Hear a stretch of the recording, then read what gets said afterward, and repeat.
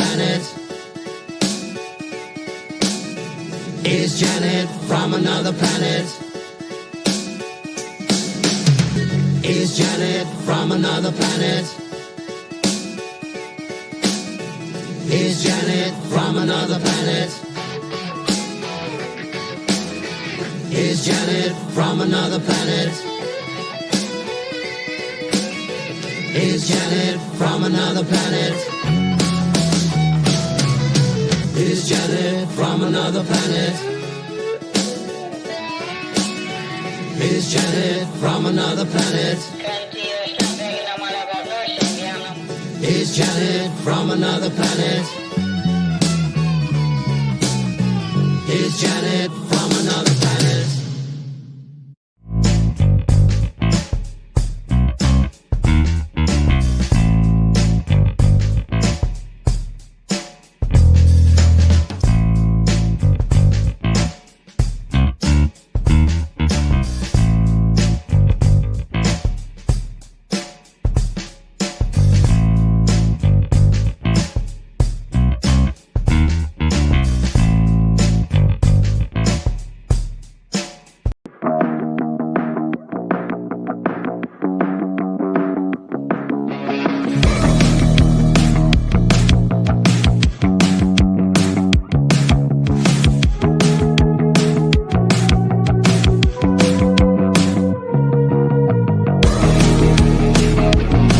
Today's digital landscape with the spread of false information can lead to dangerous outcomes. It's crucial for everyone to think critically and verify sources and reflect on the impact of what they share. Let's promote responsible communication to ensure that truth prevails and actions remain rooted in reality.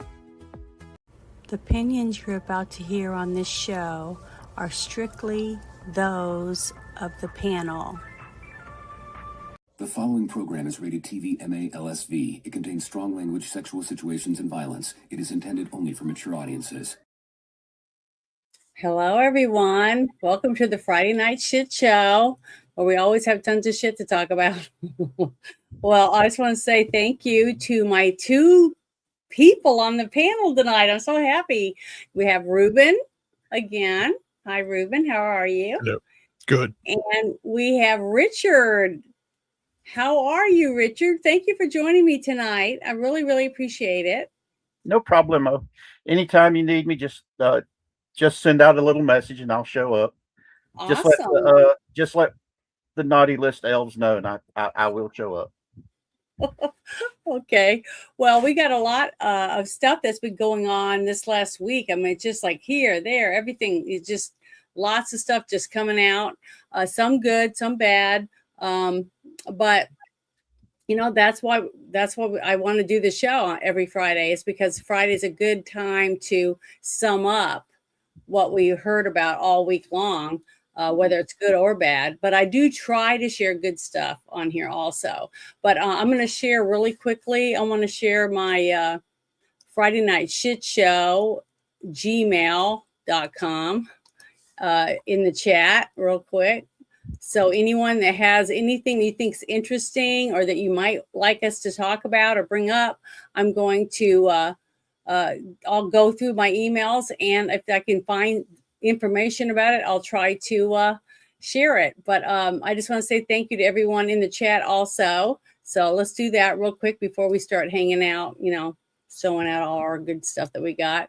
So there we go. Hi, Jackie. Thank you so much. I really appreciate you. And I know you got to go to work, so you won't be able to stay as long as, you know, I could need people sometimes. We get a lot of real crazy people in here. But there you go. So, yeah, there you go. Posted already in here. Thank you. I really appreciate it. And there you go. David. Thank you, David. Appreciate you. And then I said hi over on my Rumble channel because it's separate. I have to have it open on my phone just so I can read what's over there. Hello, Raven. Do what?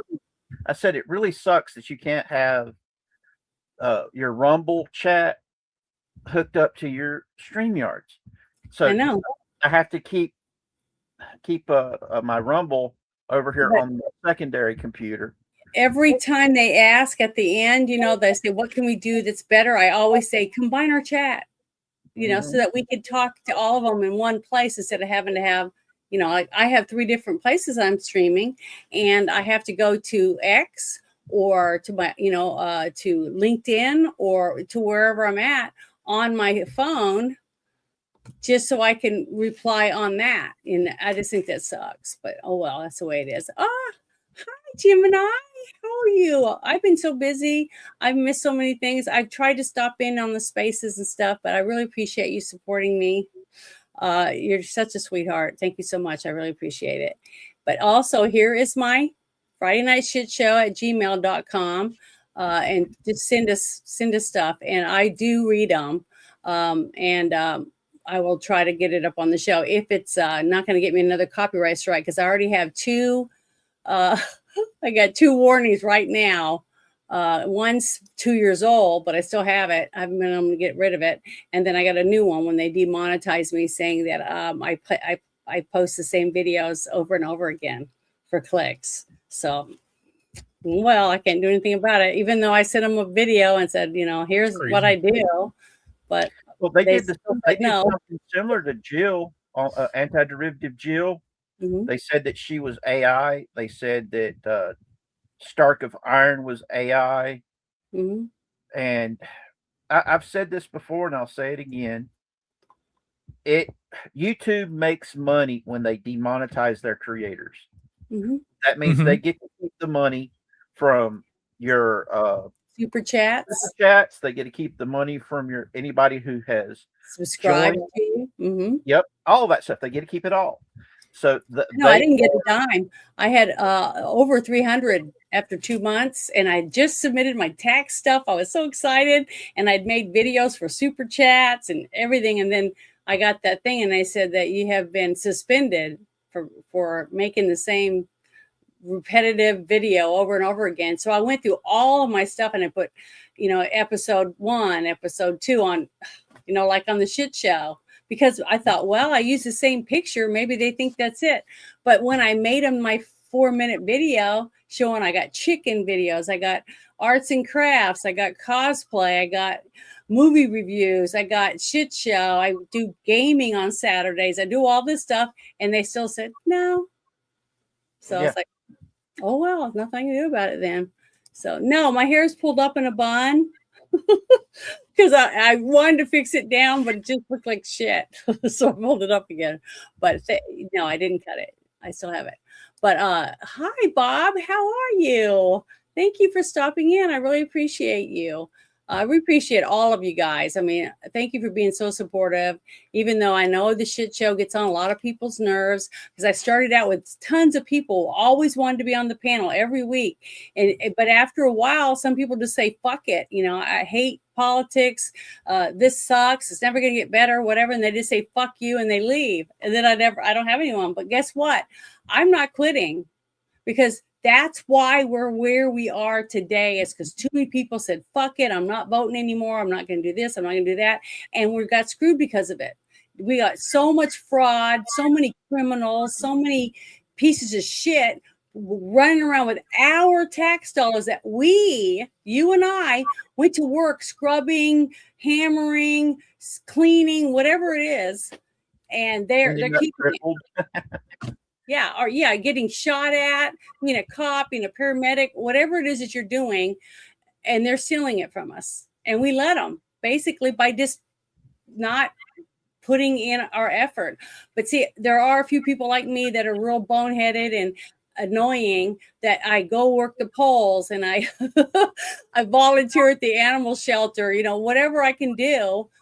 Because I hear about a lot of things. I do promotional work. So I travel to, like to Oklahoma, to Louisiana and Arkansas, basically. Those are my 3 busiest places. But I hear about a lot of stuff that's going on in the area that I'm at. So they'll say, hey, would you come and help us this one day? I'm like, oh, it's a little bit out of the way. But guess what? I do it. Whenever I can afford to do it, I do it. And I've donated to women's shelters. I've done tons of stuff. But I'm so thankful, because I feel like I've done something. You know, I haven't just sat on my ass going, oh God, you know, I just don't sit around and bitch about it. So when, like today, I did this, I really did do this in my Discord. I said, I'm going to have different people I'm going to invite to be my wrenches and to be on my panel. And if you don't like it, too bad.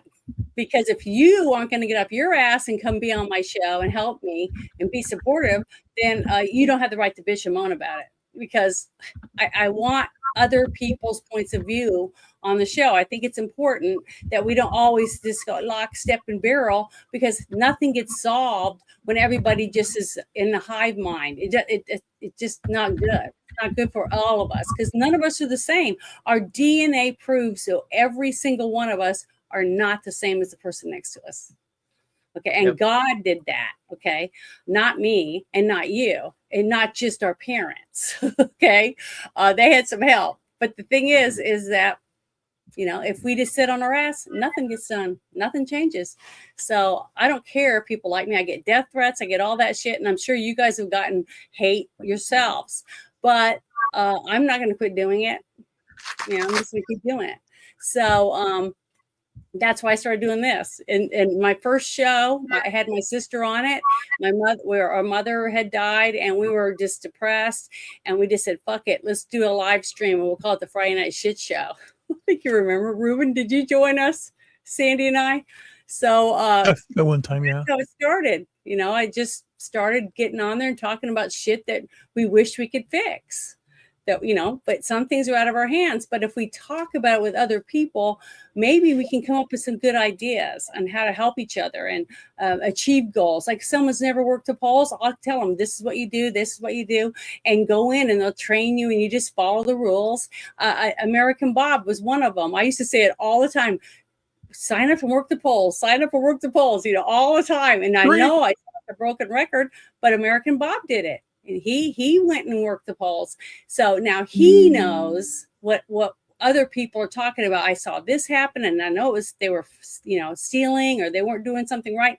He would be able to see it because he's worked in a place, and he would be able to say, "Hey, that person's not supposed to be doing that," you know, because you can't help but know it once you learn something. Just like in the military or being a cop, you sense things. If someone stole something, you could tell the way that they're acting that.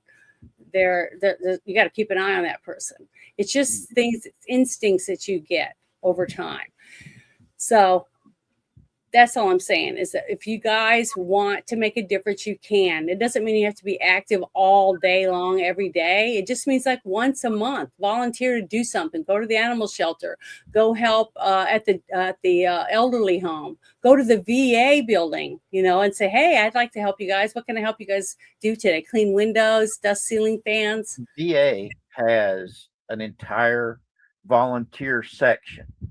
You go in, you ask for the volunteer to where you go volunteer, and they will definitely direct you how to get there. In fact, usually somebody will escort you there, so you don't get lost. And say, "Okay, this is our volunteer coordinators," and they'll ask you a whole bunch of questions, trying to figure out where best to put you. When I was relearning how to walk at the Asheville VA after my accident, the veterans coordinator or the volunteer coordinators, they had so many volunteer groups that would come in and help those of us who were living at the VA at the time, especially during the holidays. They would do, we had a casino night. And the volunteers were purposefully losing to give the vets that didn't have any money could have some money to buy stuff, buy ghee dunk from the store there at the VA. And they were some of the kindest,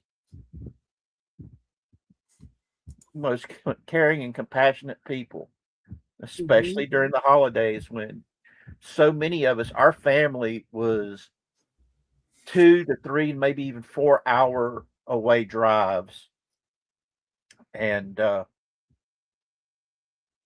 as a broken, crippled vet, I'm going to say this: if you guys can volunteer at the VA, you'll remember it. They remember it, and they cherish it.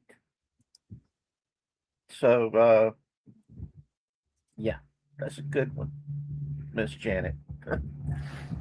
That is a good place to volunteer. Mhm. Sorry, I'm crying. No, I understand. I'm a huge it's what another thing that I always say in spaces or many of my streams and other people's streams is that I'm a huge person who rallies for our troops. Just like I constantly complain that I don't think any other country should be getting tons of our money if we have homeless vets. I Yeah. just don't agree with that. I just think that we have money here that should be taking care of our people, American citizens. America first. I'm a true America first person, and so are you, Ruben. I know Ruben is. The So, Bible says charity starts at home, mhm, and that's the problem. Too many people keep forgetting is you need to look at home first and make sure home is secure and everybody's supported, and then you can help others. Because if you don't help your own family and help yourself, you're going to leave yourself in such a way that if heaven forbid something goes wrong, you're leaving yourself exposed, and your most vulnerable will get hurt. And I've been in that situation where I was trying to help everybody when I didn't have much of anything. I still do that, but I have learned enough to put money aside now for a rainy day. And mhm. I am trying my best not to end up hurting so bad. And so, yeah, that's the America First thing of us. We need to take care of our own because Mhm. there's just too many people in need right now here at home. And there's so many veterans and their loved ones that need the help. And Yeah, that was one of the things that I complained about during the whole COVID thing was the fact that we were forced to close our churches, but the strip bars were Mhm. open. You couldn't go to the VA and take Well, cookies or there's sandwiches and still stuff because they weren't allowed to have people in there. That kind of stuff. To me, that was control. That wasn't help your neighbor. By saying, "Oh, you can go to the strip bar because you won't catch COVID because you're too busy looking at women's boobs or or go to something." BLM and It was Antifa ridiculous. Yeah, it's stupid. riot. You're not going to Mhm. catch it there. Heck, today, anytime you call the VA to set something up, they're asking you, if you have COVID symptoms, please don't come in. Mhm. To this day. Yeah, it's the whole thing is a control thing, and some people fell for it. I still see people driving in their car alone with a mask, and Mhm. that's just the way they're going to live the rest of their life. But this is something I wanted to share when we were talking about that because even though he's not a human, this is a person to me because I love animals. He's Is my like a brother, man. person. He's a partner to our troops, and this made me cry a little bit. I have a little dog right now, but I've lost a few pets over the years that have been very loyal, and these dogs are specially trained to do certain jobs in the military, sniffing out bombs, attacking on the command of their officer, whoever they're with, those type of things. But they do their jobs because they're soldiers, but they're just happen to be canines. I love this one, and I wanted to share it. David Harris Jr. I follow him on Instagram, and he always has some really good stuff. And I've posted a lot of his things on my shows because I just think he's a wonderful American and is a patriot, and he cares about freedom and our country and our veterans. So I wanted to share this. It says, this is Canine Valor. He saved 47 soldiers. He survived a suicide bomber, then went on to stop 3 more, fighting tooth against knife. In the end, he placed himself between an explosion and his handler. I'm going to get emotional again. Sorry. But you can see what happened to him. And he was given an award at the Pentagon. And when he was honored, he had a standing ovation that lasted for 8 minutes. This is the kind of stuff that I'd like to see on the news. But because of the Smith-Mundt Act, that's what I couldn't remember earlier, Modernization Act that Obama signed into law when he was president. I think it was in 2000, what was it, 19 or 18, around in there sometime. But so that they don't have to tell the truth, you know, they can just kind of like lean this way or that. And that's why they were able to get away with so much, enforcing Facebook and other apps like Twitter and YouTube to force you out. Okay. Because I had 4 or 5 of my videos taken down off YouTube simply because I talked about Comet Ping Pong, because I talked about child trafficking, or I talked about COVID and lots of other things.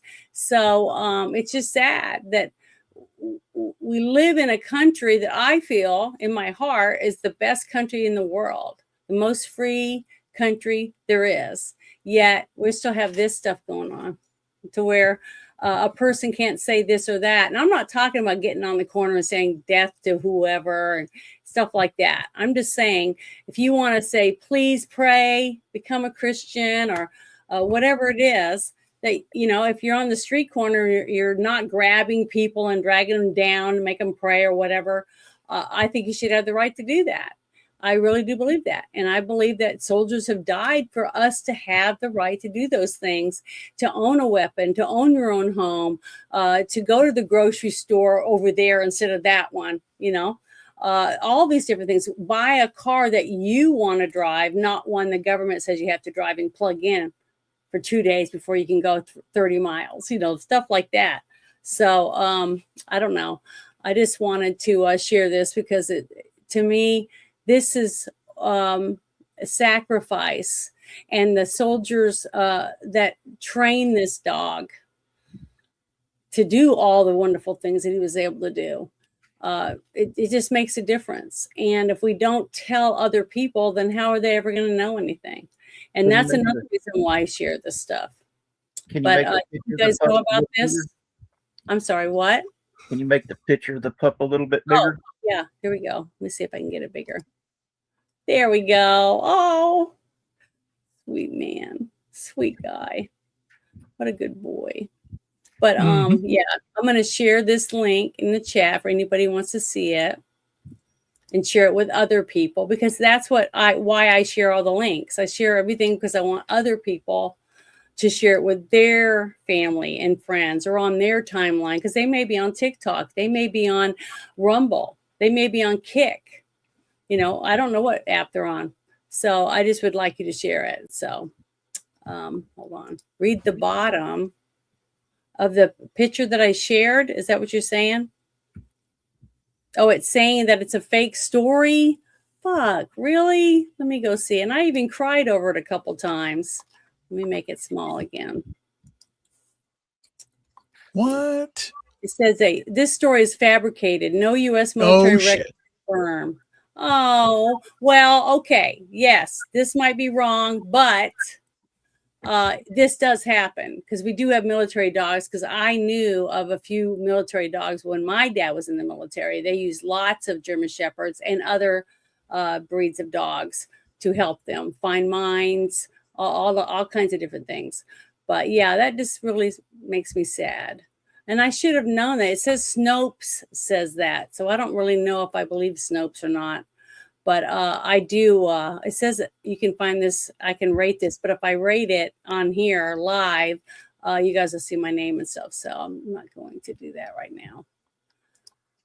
But I have that ability to put notes on stuff on X. But I should have looked at that a little better. But I'm really sorry. But thank you for bringing that to my attention. but I did cry over it a couple times. Oh, I'm so embarrassed right now, but oh well, can't help it. I do have a heart. One of the things that gets me, there are some medals that they don't give to they don't give to the K9 units, but they do. I have seen where they've given a K9 a silver star or a bronze star with a V for valor, Mm-hmm.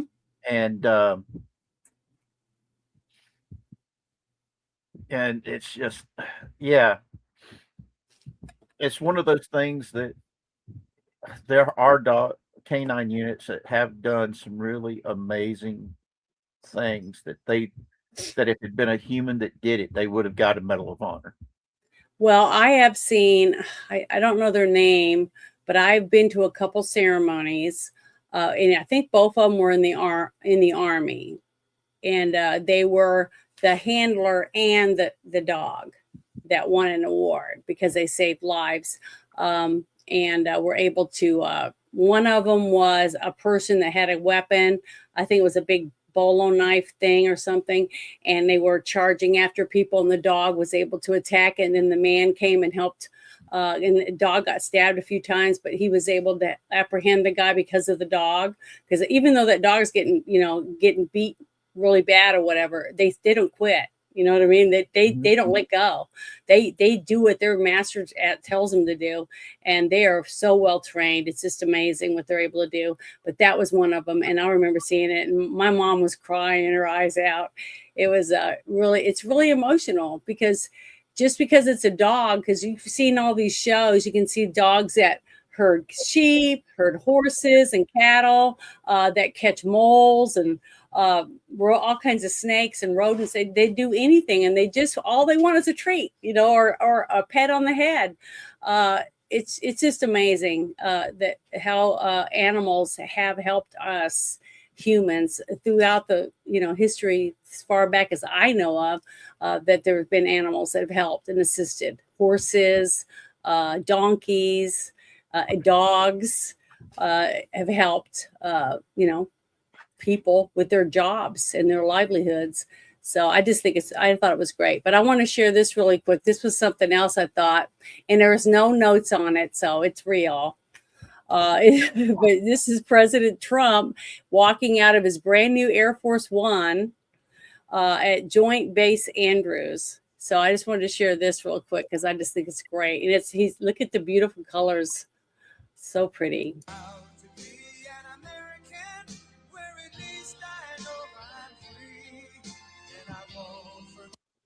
I'll turn it off so you don't get in trouble with YouTube. But look how proud he is to have his new plane. They've been working on this for years, it seems like. But boy, Trump has used his plane a lot. It seems like every time you turn around, he's flying somewhere else to do something.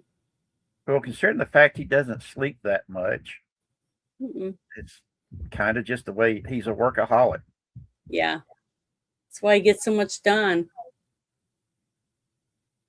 But that is really nice. I just wanted to share that because that was one of the things that came across my timeline. And I thought it was really nice to finally see it because I don't know how many years it was. I think it was even his first administration they were talking about. They were working on this plane or something.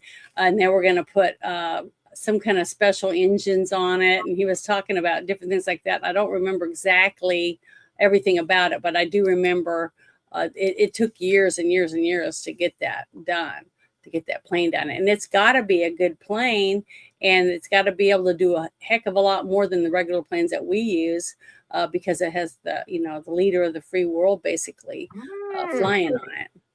So, but oh well, I just wanted to share that. I thought that was some good news once in a while. But okay, well, here we go. We're getting ready to start with our first thing here. Let me get it opened. Number 20. Is this it? I think this is it. Yeah, here we go.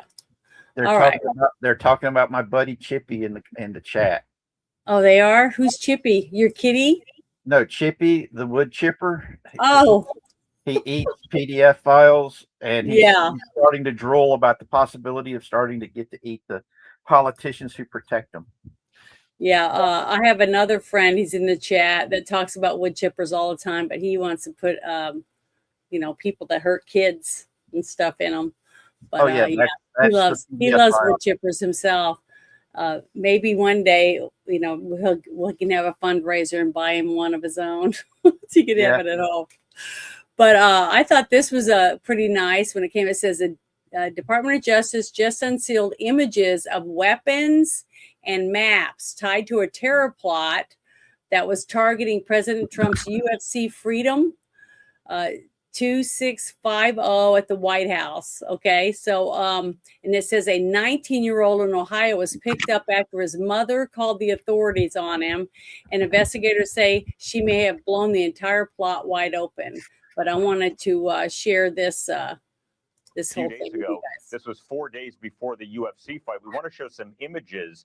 The first image I believe that we're going to show is a rifle that belonged to her son, according to authorities. The other is a screen grab, several screen grabs showing aerial images and maps of the Washington, D.C. area, and discussing where snipers possibly would be related to the White House. This is all evidence that is posted on an official court docket right now, an official government document.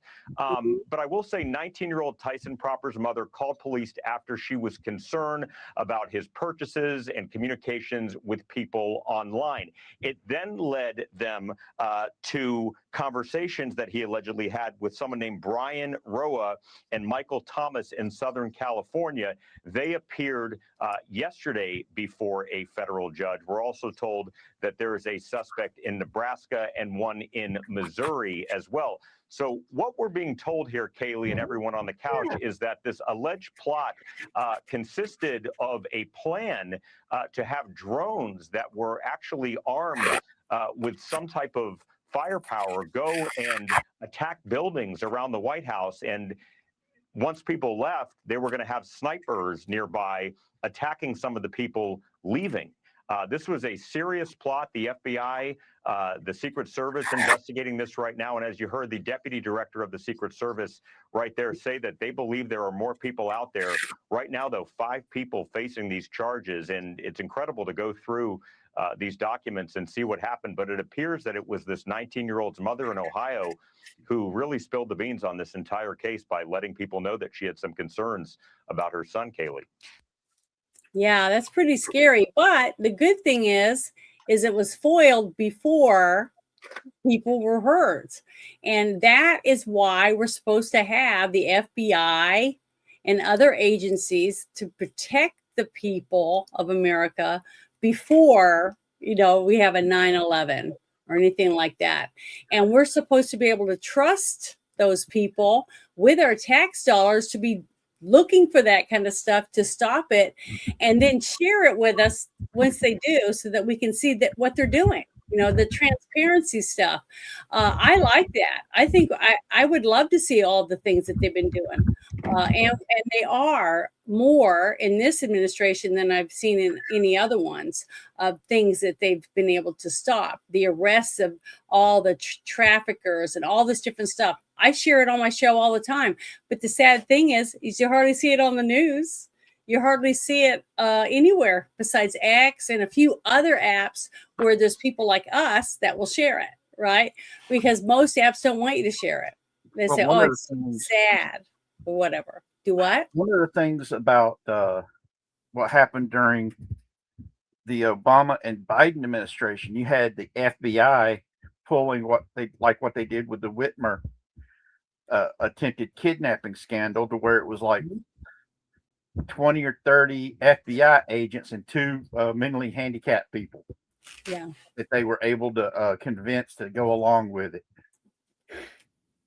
And that right there,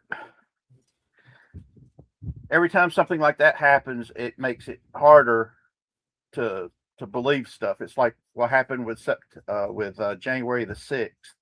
Mm-hmm. The pipe bomber they kept talking about turned out to be an FBI dude. Mm-hmm. And I mean, and a lot of the people that was causing problems at January the 6th turned out to either be FBI informants or confidential operatives, Mhm. or they were BLM or Antifa plants. Yep. And whenever you try to bring that stuff up, oh, that's just conspiracy theory. And then after they got found out and convicted for it, and you post, no, here it is. This is the person.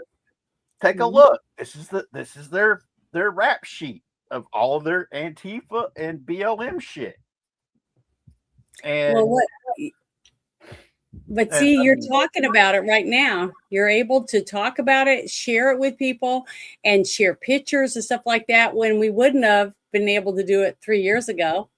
You see what I mean? That's the difference already. See, we're seeing a change for the better, that we're able to get this stuff out. And hopefully, once the stuff's all out, people will say, I ain't falling for that again. Yeah. I'm not falling for that again. And hopefully that'll work. But what happens is just like what happened with 9/11. I remember after 9/11, everyone seemed so patriotic. There were flags everywhere. Everybody was talking about how we were going to be there for each other and stuff. And then how many years has it been? And people are already like, people don't even care anymore. Sadly, that only lasted a few months before the Democrats started attacking George W. Bush, saying he was a fascist, that he was worse than Hitler. I'm sorry, I'm 56 years old, and I've been politically astute since I was a child, because some of my earliest memories of watching TV was watching the fall of Saigon and Richard Nixon, right after he resigned, getting onto Army One to leave the White House. Those are some of my earliest memories. And I remember throughout the 70s and 80s reading comic books and stuff, and every time they needed a corrupt politician, it was always a Republican. And how every time an election came up, the Republicans are fascists, they're worse than Hitler. And it has just progressively gotten worse. To where, I'm sorry, I grew up in the 80s. I remember Ronald Reagan and the way they went after him. Everything that you're seeing that they're doing with Trump, all the accusations, they made those same accusations against Ronald Reagan. They did it against Bob Dole when he ran, during especially George W. Bush, and the milquetoast Romney. Oh yeah. It's just progressively gotten worse. And it's got to a point where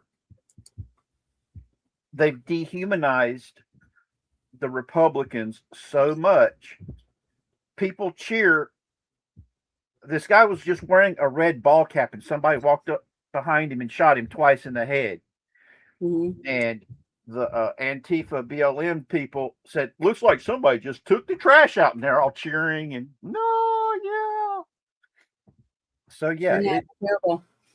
It's gotten to where if you say you're a conservative, that means you hate gays. That means you hate blacks, you hate Hispanics, you hate everyone. You're just a fascist, hater, Nazi, bigot. It goes on and on and on, which is baloney. I'm a conservative. I believe in smaller government. I believe that you should be able to keep more money in your pocket for your family than you have to hand over for taxes. I believe that I should pick and choose my doctor, my nurse, my grocery store, whether or not I want to collect rainwater on my own property to water my plants or my goats or my chickens, any of that stuff. That's the kind of stuff I believe in. And guess what? I don't give a shit. And I'm one person that's an advocate for the census, that they shouldn't ask whether you're black, Hispanic, or any of that stuff. What does that have anything to do with it? Yeah, we need to know how old you are, because what kind of things, facilities that we're going to have for you, and schools. But what difference does your skin color make? on a census. To me, it means nothing. It's stupid, and I never fill it out. I never put down what my race is. I think it's ridiculous, and it shouldn't even be on there. But some people want to put it on there because they think they can use it for racism against someone else. When you're in a town that only has very few Black people or very few Hispanics, oh, this whole town is racist. You see, they can take whatever they want out of it. I just think it's ridiculous, and they use it as a weapon instead of to help people. To me, Here's that's one for you. All right, you heard about there was this attempt. A group of African Americans wanted to have a town that was nothing but African Americans, and you had Democrat politicians supporting their move to do it. But at the same time, there was a group of people who went out in the middle of BFE. It wasn't a town, it was just a large area, and they were all buying up the property and building their own little community, and it was all whites. And those people were being accused of being racist and bigots and everything else. And they were not an incorporated town like the attempt by the African American group who wanted to have an incorporated town that was nothing but Black people. Then you had something similar going on in Texas, where it was a bunch of Muslims and they were going to have a Sharia compliant town where Sharia was going to be the ultimate law of the town down there in Texas. And the Texas governor and attorney general both said, nope, can't do that. That's unconstitutional. So, yeah. Well, remember when I just remember the uproar over this when it came out, when they started BET TV, Black Entertainment Television, and it was all Black oriented. But if someone like me said, I'm going to start White Entertainment TV, I'm a racist. You see, Yeah. But see, there should be no such thing either called reverse racism, because what is reverse racism? Racism is racism. It doesn't matter who's saying it. If you're saying stuff against someone because of their skin color, you're a racist. Okay. That's all. That's how easy it is. It's that simple. If you're judging someone simply because, like me, okay, I felt like I was picked on because I had two sisters, one above me, one below me. Both of them were blonde. Both of them were 5 feet tall, and they were built like Mae West. Okay, and I was tall and skinny and had brown hair. Well, here's something this is something I say all the time when people go off on, oh, you can't be racist if you're a minority. And I'm like, okay, here we go. You have a pile of shit, a paper bag of shit, a plastic bag of shit, and a box of shit. What's the difference between those four things of shit? The only thing that's different is the container. Yeah. Racism is racism is racism. Hate is hate. Nothing else. And if you're going to try to say, oh, just because it's in a plastic bag, it's not a pile of shit, you need to get your head examined. Because I wanted to share this real quick. Where is it? I just saw it right here. It doesn't matter right now. We're not talking about who owns it. What I was talking about was when you start a channel and it's called BET, Black Entertainment TV. The person watching it or the person seeing it as they're flicking their channels doesn't have a clue who owns it. Okay, they're not thinking about that. All they're thinking about is what? A channel just for Blacks? Well, then if someone else started a channel and it was called White Entertainment TV, everyone would think that you need to go out and hang people, shoot people, tar and feather people, because that's racism. But why wasn't it considered racism when they said they wanted Black Entertainment TV? I didn't get upset about it. I didn't care if people wanted to watch a channel that was all leaning towards supposed Black people. I didn't have a problem with it. It was the people that had the problem with it were basically the people that didn't want you to have another channel that was all like Menendo channel, right? Yeah, There's Menendo. other channels that's only for certain people, but we don't have one, you know, because I'm white looking, but guess what? I got a great grandmother that was raised on the Indian reservation because she was full blood Chickasaw Nation. Okay, just because I look a certain way, my DNA will say something different. So, and plus, I do have Black relatives. Okay, so I have a mixture of things in my life, and I'm not racist. But I get upset when people point the finger at me because of my skin color or because I have a vajayjay. Okay, that I have to hate men or that I have to hate someone of a different race. And I think that's wrong. It's wrong on either side for anyone to point their finger at anyone and not want to have them involved or like them simply because of their skin color or they got tits or they got a penis. I think that is ridiculous. All that's ridiculous. The person should be judged on their merit. What are they going to give to the situation? Would I want to bring that person in when they can't type on a computer? They can't sew. They can't glue. They can't read. I'm not going to hire them for a job if they can't fulfill the duty that I need them for. Has nothing to do with whether they're tall, short, fat, skinny, old, young, black, red. Who cares? That's why I don't agree with any of the stuff about hiring anyone for any job if they're not qualified.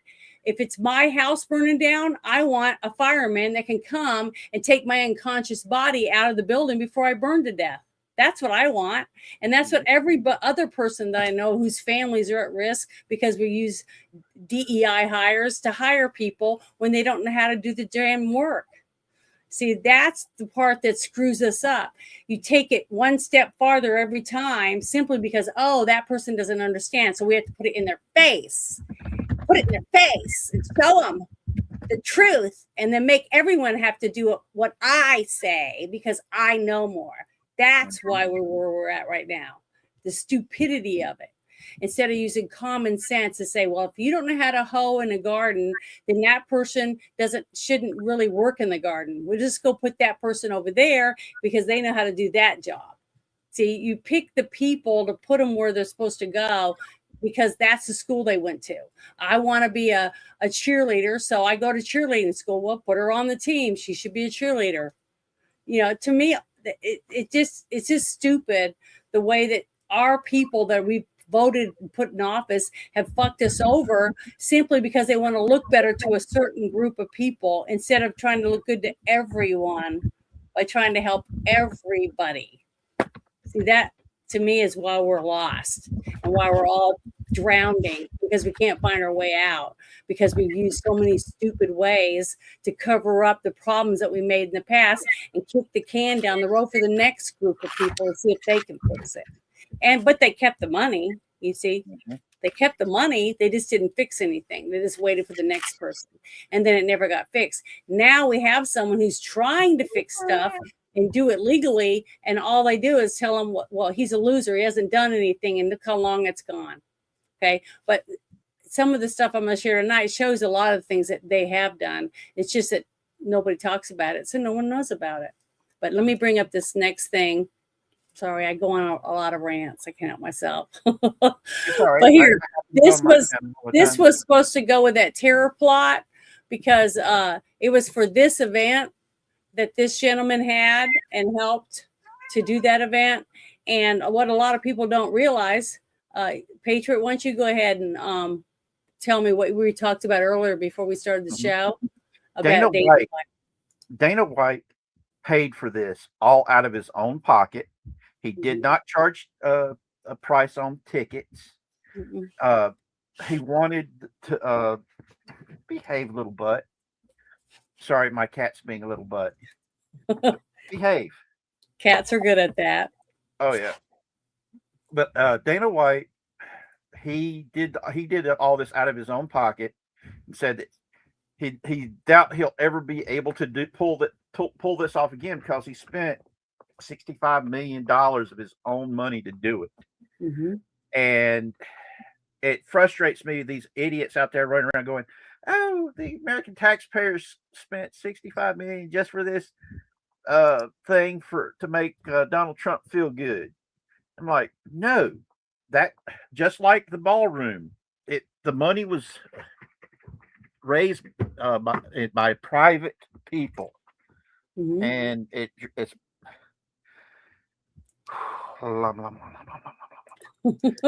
It's okay. the ballroom, for instance, is something that has been wanting to be done for over 150 something years, Mhm.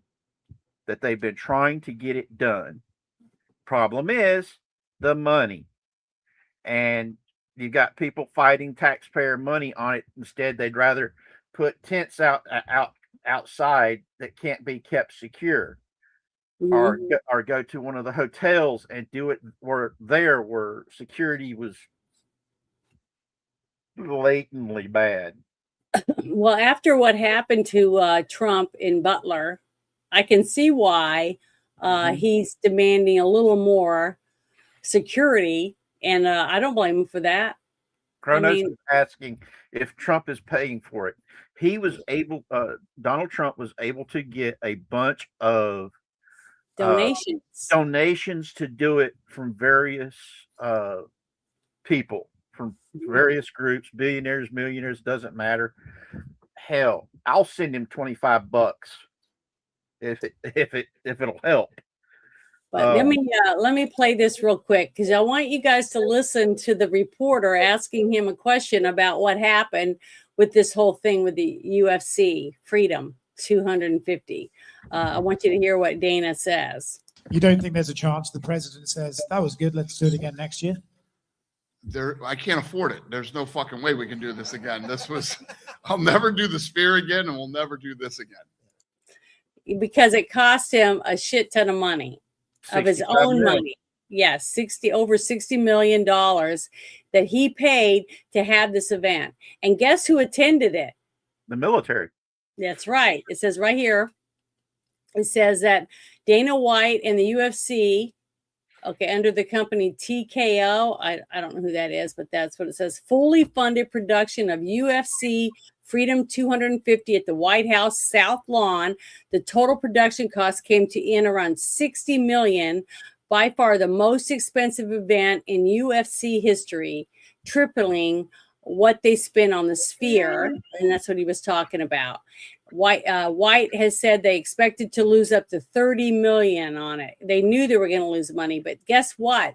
It was troops that they took to it, that were invited. So it was our soldiers are the ones that got to go. So that's what was good about it.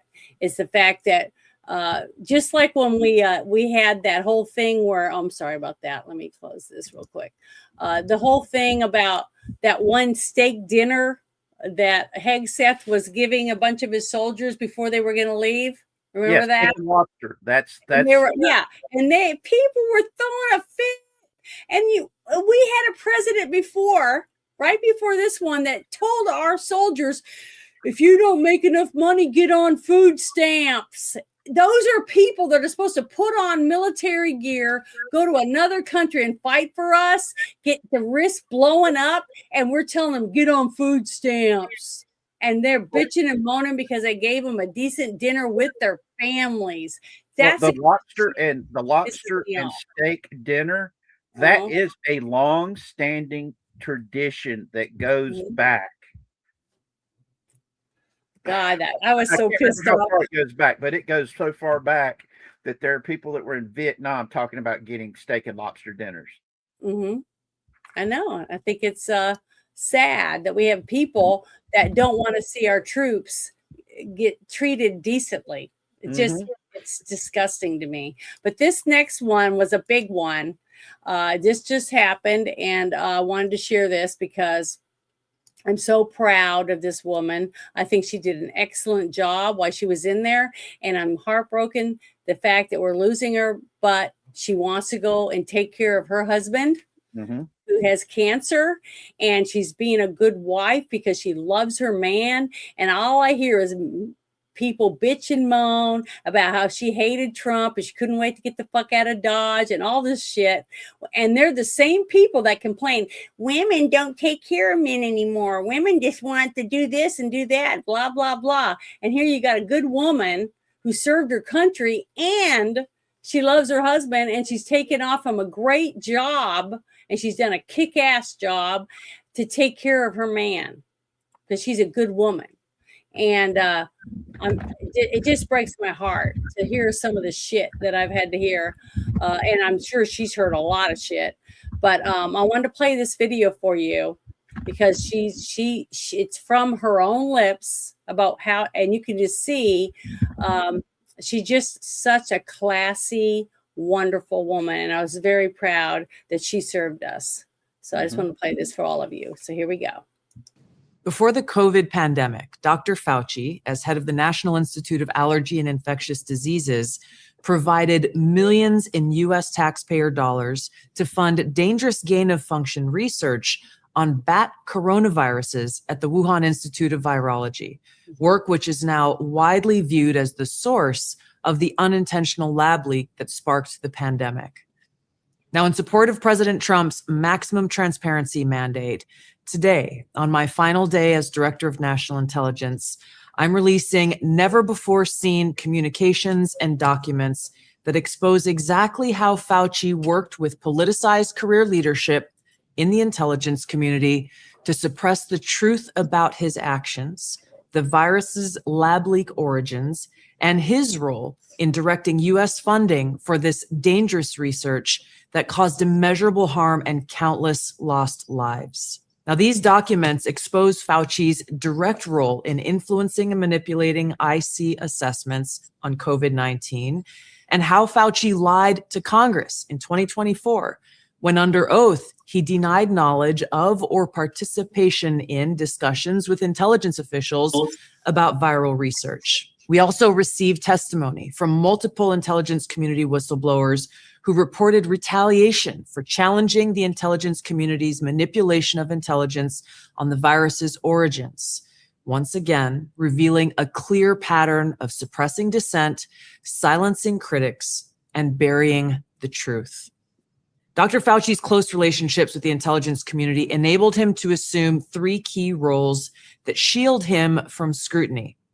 First, Dr. Fauci funded dangerous gain-of-function coronavirus research linked to big pharma and their pursuit of universal vaccines worth trillions of dollars. Second, Dr. Fauci was the behind-the-scenes advisor who, alongside his hand-picked so-called experts, pushed the intelligence community to endorse a natural animal origin to hide his dangerous gain-of-function research that he funded using taxpayer dollars, all of this in a deliberate attempt to cover up the truth and shift the blame and attention away from Fauci's own actions.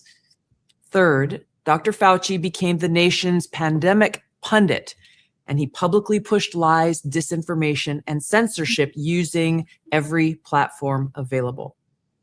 Now, according to hundreds of reviewed emails, which are included in this release, the intelligence community almost always incorporated Fauci's recommendations.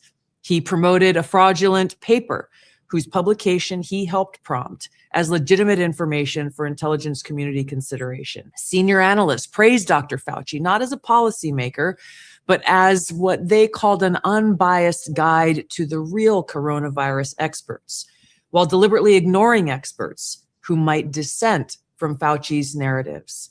Now, Fauci didn't stop there. He blatantly lied to Congress under oath during his 2024 testimony to the House Select Subcommittee on the Coronavirus Pandemic, denying that he ever spoke to any intelligence agency about COVID. Now, the correspondence I'm releasing today directly contradicts his sworn testimony.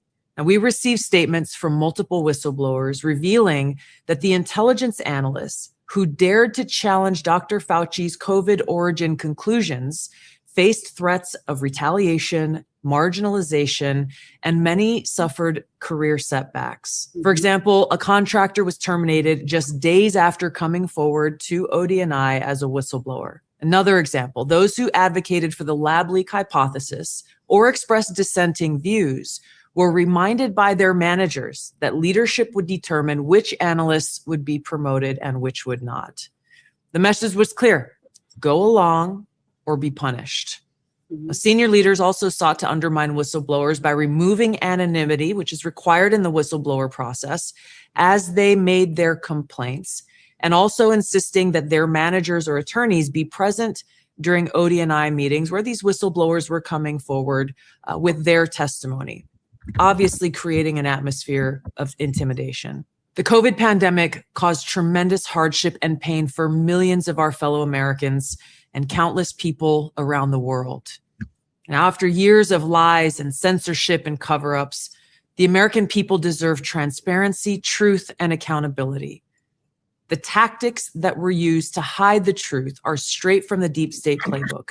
Politicized, self-serving leaders like Dr. Fauci covered up their own wrongdoing and abuses of power, manipulated intelligence, lied to Congress, and undermined a duly elected president by restricting his access to the vital facts he needed to keep the country safe. It's time you know the truth.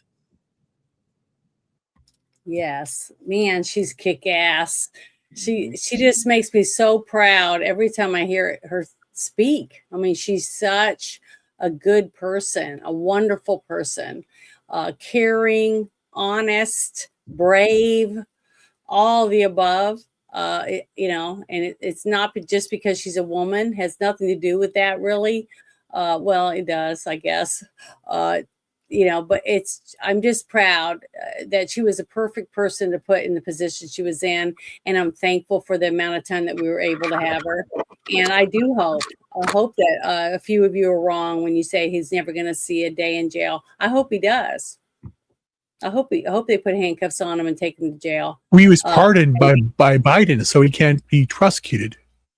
They're still looking into that because of the whole thing. Last night on the show, I showed 2 signatures on the 2 things that he supposedly signed, and you can clearly tell that on his son's pardon, it looks like a real signature, and the other one looks like the auto pen. So I'm hoping that they can get that. The only pardons that they've actually been able to prove that he actually signed was the ones for his own family, and all the other pardons were auto pen signs. Mm-hmm. And if I remember right, the Supreme Court's already said a pardon has to actually be signed by you. Mm-hmm. The person signing the pardon actually has to sign it. It can't be done with an auto pen. So it's looking like all of those massive amount of pardons that the Biden administration says that he signed, turns out it's auto pen. That's one of the reasons why Trump took the piss out of him by, instead of putting Biden's picture up, he put the picture of the auto pen up on the Hall of Presidents. Yeah, I know. I saw that. I thought that was funny. And he was so proud of showing that off, man. And I'm like sitting there going, golf clap. But the thing is, they're still looking into that. And that's why. But the thing is that each thing that comes out and more people see it and absorb the information. So when we do have the chance to be able to see these people go to a trial and all that, the people are like, believe that it's possible that this person did commit this crime. Like the whole thing with the PP dossier and stuff. When you look at people driving down the road, still wearing a mask and getting in line at CVS pharmacy to get another booster. Okay. How do you win with those people? You can't win with people that are already zombies. You can't do anything for these people. But there's still people that, like what you were saying earlier, Richard, that are waking up. They're going, oh my God, I never realized how terrible it was, how much fraud there was, how many criminals we actually had in government. So the fact that people really are talking about it now, and they're allowed to, because people can now talk about stuff on Facebook that they couldn't 3 years ago. They would lose their whole account. I mean, like this app that we're on with X, you know, and the app that we're on right this minute. I've been posting some things on my post area that I'm shocked it's still up there. You know what I mean? I'm just surprised. So Well, it's okay, you remember how you small said miracles, but there are miracles happening. okay, Janet, you remember how you said that you had been getting death threats? Mm-hmm. I was still getting am. death threats on Twitter X a lot, and I would send them to their trust and safety team. I would send them the death threat, and then I would send them in the terms of service where what was just posted to me was classified as a violation of terms of service. Mm-hmm. And they refused to classify those death threats as violations of terms of service. And it wasn't until Elon Musk took over and I had posted something about all the death threats that I'd been getting. Mm-hmm. And he says I was one of the people that he had sent a message out that included me in this big gang thing saying, hey, if you've gotten these death threats and nobody did something about it, I'm taking care of it today. And I was like, score, you know, and we're Well, happy. it's little, but it's happening. There is Mhm. a change. Mm-hmm. And it's like, and then you had all the lefties get upset that now conservatives were actually able to speak and not get shadow banned or just kicked off the platform. So what did they do? They created Blue Sky. And on Blue Sky, if you said something that somebody didn't like, they threw you off of Blue Sky. And even super lefties like Mark Hamill and Stephen King have had to leave Blue Sky because they weren't far left enough. And I mean, oh man, not again. Come on, Shadow Wanderer. Shadow. Yeah, Not until you said it. I I know. So I don't know. I don't understand people, but this next thing is another step in the right direction. And we hear constantly, nobody's getting arrested. Nothing's happening. Nothing's changing. It's the same, blah, blah, blah. Well, it does happen. It's just that you're not looking in the right places. People send stuff like this right here to me a lot. Lots of pedophiles are being arrested, lots of rapists, lots of fraud people that have been stealing money from veterans, stealing money from the elderly. Lots of stuff is happening. It's just that you aren't seeing it. But if you pay attention and you start looking to see actual stuff that's happening, just because it's not Hillary Clinton yet, or just because it's not another person with a huge name yet, doesn't mean it's not happening, because I don't care that it's slow. I just want it to happen, and it is happening, and I'm paying attention to it, and I try to share as much of it as I can. But this is great. It says mass arrests have been reported. The DOJ has charged 324 defendants, including 96 medical professionals across 50 federal districts and 12 state attorney general's offices in connection with health care fraud schemes involving 14.6 billion with a B in alleged losses. So here we go. I'm going to play this for you. Good morning, everyone. My name is Matthew Gagliotti, and I'm the head of the Justice Department's Criminal Division. Thank you all for joining us today as we announce the largest coordinated healthcare fraud takedown in the history of the Department of Justice. Today marks a decisive moment in our fight to protect American taxpayers from fraudsters and to defend the integrity of America's healthcare system. We are announcing today charges against 324 defendants for their alleged participation in healthcare fraud schemes involving approximately $14.6 billion in false claims submitted to Medicare, Medicaid, and other healthcare programs. Good morning, everyone. Okay. My name That right there. If we can stop this kind of shit then people like us, when we need Medicaid or Medicare or any of those things, there'll actually be money there. Okay. I hear constantly, there's not going to be any Social Security. There's not going to be this. There's not going to be that. Well, the reason there's not and why it's so tight is because of this kind of shit. Okay. Because we have criminals in there going, eating everybody's tax dollars so that all the money you put in, you don't get shit out of it. Okay. Well, guess what? With this happening and they're stopping it, the money's going back in the coffers. That means when it's your turn, you should have something there. But unless we arrest these people and put them in jail, when are you going to stop complaining about every single thing? The thing is, somebody's doing something finally. Okay. You should be doing this instead of fuck you. I don't have enough money. Okay. That's the problem. We need to root on the people that are fighting for us and say fuck you to the people that are stealing the money. That's the problem. Start being happy that somebody's doing something. I've got to take a moment. Yeah. For somebody in the chat asked me to say something. Give me one moment. Okay. Go back up here to it. So I can say this right. Bruce Lombardo says, I just want to hear Spake say, I like green screens. There you go. Hold on, and I will give you my address so you can send me my endorsement check. Oh darn. Oh, play that video I just put out there too. Oh man. You guys. Hey, just for that, you have to help me and my crew get me to Skywalker Ranch so we can sneak my butt on to where they think I'm actually George Lucas, just so we can go and steal the Millennium Falcon so we can get the hell off this planet. Yeah. But you know what? I can see it now.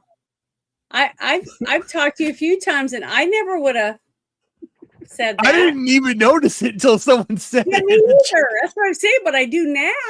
I do All now. right. I definitely could say that. Wow, you do look like him. Well, And not in a mean way, but I'm just not focused on that Yeah, I know, type of it's thing funny. for some reason. That is funny. But it is great. I mean, heck, I think it's great to look like a famous person. yeah, especially considering the fact you're now drafted into the whole operation. Get the hell out of here, to where we're gonna get enough people together to where we can become my George Lucas entourage to sneak onto Skywalker Ranch to steal the Millennium Falcon. And if Mhm. you're nice enough, you can ride with us when we get the hell off the planet. Well, Bruce made me watch that movie. I can't remember the name of it right this second. We did a review on the movie about all the guys that went on to the ranch to try to get something. I can't remember what it was. Tickets to see a movie or something, to see the movie before it was released or whatever it was. It was a while back, but that was a lot of fun. And it was a fun movie to review, but I hadn't seen it. I hadn't seen the movie before. If it hadn't been for Bruce. Oh, Fanboys. That's what it was. It was hilarious. We laughed our butts off. It was a fun review. But yeah, you do look like him. I think it's awesome now that I know it, but I didn't before that. But yeah, little bits of things like that are happening every day. I'm seeing hundreds and hundreds of arrests of people that are trafficking kids. They're saving kids every day. Every week I'm seeing that. And I share it on my shows. It's just that, you check don't out see it. Operation Underground Railroad. Mm-hmm. They made a movie about Ballard, the guy who created it, the Sound of Freedom.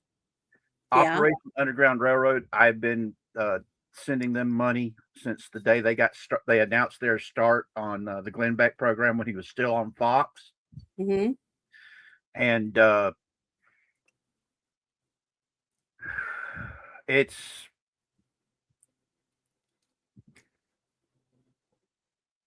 messed up when you actually have people who kept saying, "Oh, that's not true. It's not real."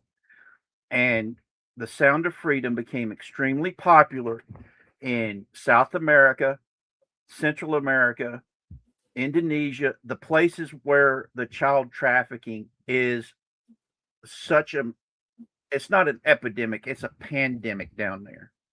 Mhm. And that's where it made the most money because it was telling the truth and the people who lived there knew it. And they supported it. And they were saying, maybe the people in Europe and the United States will finally do something about it. Mhm. And so if you guys don't make donations and stuff to causes you believe in, please check out Operation Underground Railroad. Yeah, Because one of the ones I've had a few guests on my show from the Shepherd's Watch Foundation, Mhm. and I've had those videos taken down because of the stuff we talk about. And that's all they do is they save kids from being trafficked here in the United States. And it's just funny how lopsided it is about you can't say certain words because it's if they're a member of MAMBLA, that Mhm. stuff like that they want to defend those people. So it's like okay, whatever. So Well, you there's, have to be really clever about how you say things. that's one of the things that it's one of the reasons why I enjoy having my Rumble channel, where I Mhm. don't have to censor myself like I do on YouTube. Mhm. And whenever I do deep dives on controversial subjects, it's always a Rumble exclusive. And my co-hosts are always reminding me, Richard, we're on Rumble. You don't have to censor yourself. So Yeah. I will drop some F-bombs whenever I get really, really agitated about some of this stuff and I tell it like it is because there's certain things. I'm a pretty easygoing guy. Mhm. I try to stay level-headed, try not to lose my cool. Before I died, the 5 times I died, my family used to say I was very hot-headed. But Mhm. after dying 5 times and being sent back, I became more mellow. But that's mainly because what I saw on the other side and the fact I wanted to stay there. I felt safe, loved, and at home, and I didn't want to leave it. But the man with kind eyes kept telling me, nope, you got to go back. I'm not done with you yet. He wouldn't tell me why he was sending me back. Then when I finally get to go, we're going to have words about that, because all he would tell me, oh, there's something only you can do. What can only I do? But that's beside the point. Mhm. But I try not to lose my cool because I believe that if you can keep a level head and try to get your words out, express what it is you're thinking in a way that other people can understand it and understand you're not filled with hate like you've been accused of all these years. Mhm. That we're coming from this from a place of love. It's like I love Star Trek. I love Star Wars. I love Doctor Who. I love Stargate. Pop culture is my thing. I am a movie fanatic. I love going to the movies and watching movies. I love watching TV. I love watching my cartoons. I love reading comic books. I love to read books.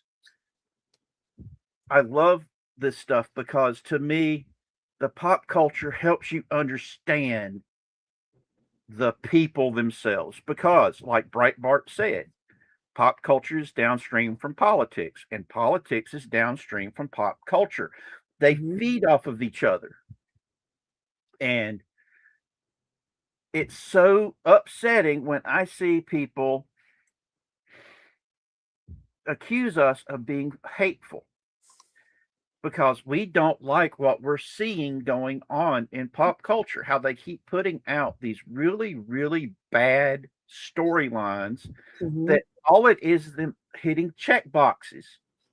They're not telling a good story. They're focused on the message over everything else. And we've got to stop that because it's destroying pop culture. I don't know in 5 years if we're still going to have movie theaters because they keep putting out movies that are bombing. People aren't going to go see them. Mm-mm.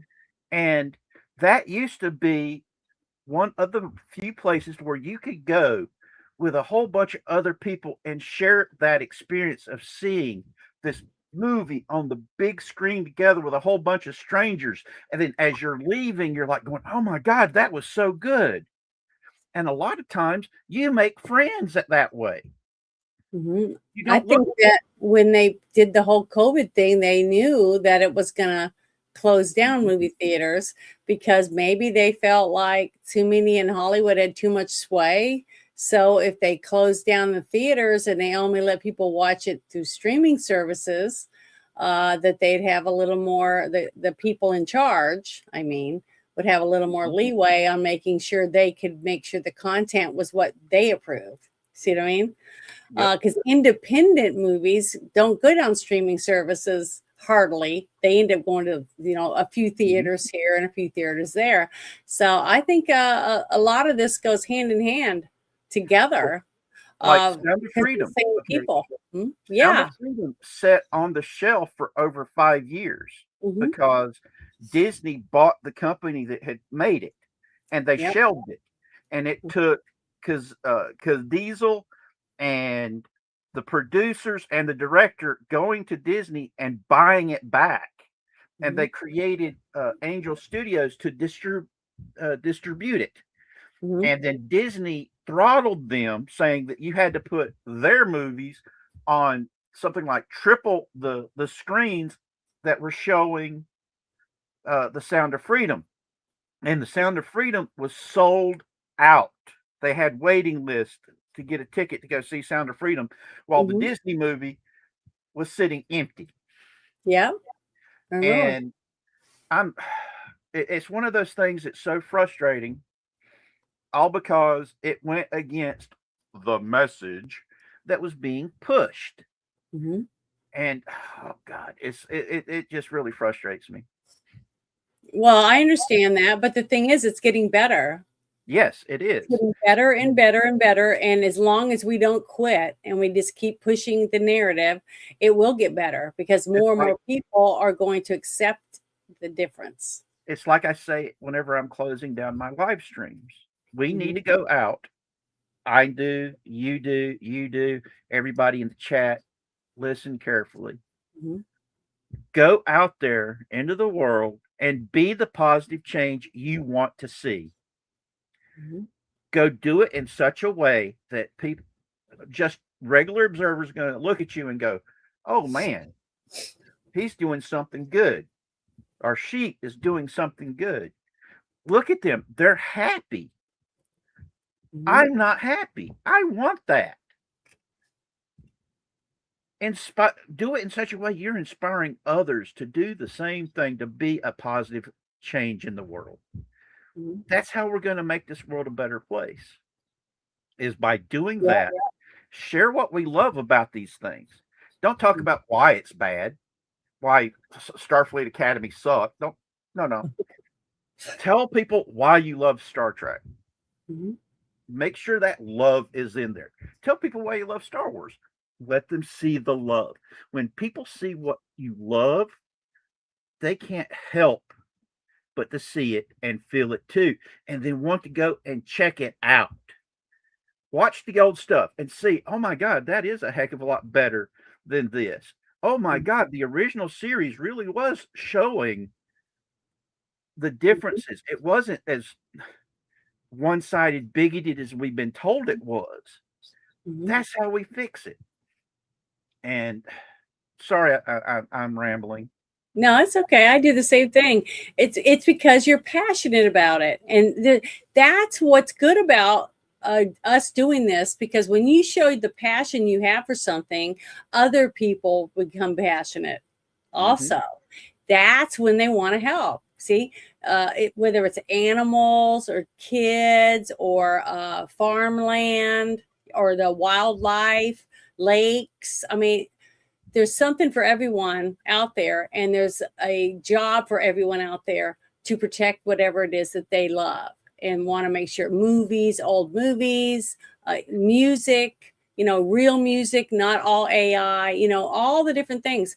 And the only way people will find out about it is if we talk about it and we share it.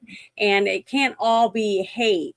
You have to talk about it, just like you said, the good things about it. Why do I love it? Why do I want to do this? Why do you want to do this? And why do you want to share it with others? See, that's the important part. But this kind of stuff right here, even the bad stuff, when we share it and we talk about it, and then other people, someone else may not have heard of it.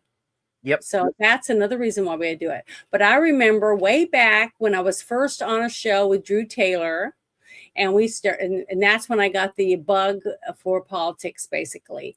And it was when I first got invited to start getting invited to more and more shows. And I didn't really do anything at all, because the only thing I did was shorts, because I was up from TikTok. You know, that's where I started doing stuff. It was fun, you know, and I was meeting more and more people. I was hanging out in Klobby's chat talking about Star Trek, and I was meeting so many people, and I was loving all of it because I felt so welcomed by everyone. They didn't seem to care that I was a nerd, or, you know, what I was like, or whatever. They accepted me. So that's how I felt, and that's what I tried to do with others, because I thought, wow, I finally am somewhere where I belong. You know, that's how I felt. So I'm loving it. I'm still loving it. I'm loving it more and more every week. This is my social life. This is what I do. You know, I don't go anywhere anymore. I just stay home and I'm on my computer, but it's okay. But I remember way back when I was with Drew on his channel doing different shows, and he got the chance to go to January 6th. Okay. And I remember all the live streams from different people that were able to go to different things leading up to January 6th and then January 6th. And then talking about, look, I'd seen people, they were dressed as Antifa people. Then all of a sudden they went over in this group. They're all changing into Trump supporter clothes, you know, all this kind of stuff. Something big's about to happen. And people were freaking out, and you could feel the tension. It was so thick, you cut it with a knife, sitting and watching live streams. It was really tense and scary. But we knew something wasn't good, because we had common sense. And this kind of stuff that's finally coming out. And that's why during January 6th, they were confiscating everyone's phones and stuff, because they didn't want you to have evidence. They didn't want you to have proof to prove that people were on the inside doing things, pushing people. One of my friends on X that I met way back when Spaces first started, and I call him American. That's his name on X. We were talking about watching these videos from January 6th and watching how the Capitol Police moved the barricades so that it would open up areas to go straight to the Capitol. And then they throw flashbangs to push people in the other direction towards the Capitol. All the different things, one by one, that was lining up to show how they were pushed that way, because they were wanting something to happen. And that when people were walking along, when they're live streaming with their cameras on their selfie sticks and stuff, and you could look on the ground, and there were pieces of wood that you could use as a weapon, just laying in piles here and there, bricks, rocks, all these different things. And it was like, somebody put all this stuff here, knowing there were people were going to be pushing people down this way. You know, it just, it was like they were laying out a smorgasbord for criminals. But guess what? The people weren't criminals. They were patriots. That's why you see them with flags, walking through the red ropes, you know, doing all the things that criminals don't do. But there were a few people that broke windows and pushed things over, tried to, you know, hit cops. But the more and more videos that I watch, the more and more I'm seeing this kind of person is the one. You want to hear something funny about Jan 6? Yeah, go ahead. All right. I'm a cripple. I state this right up front. I'm a broken down cripple who, thanks to a TBI, I'm no longer allowed to drive.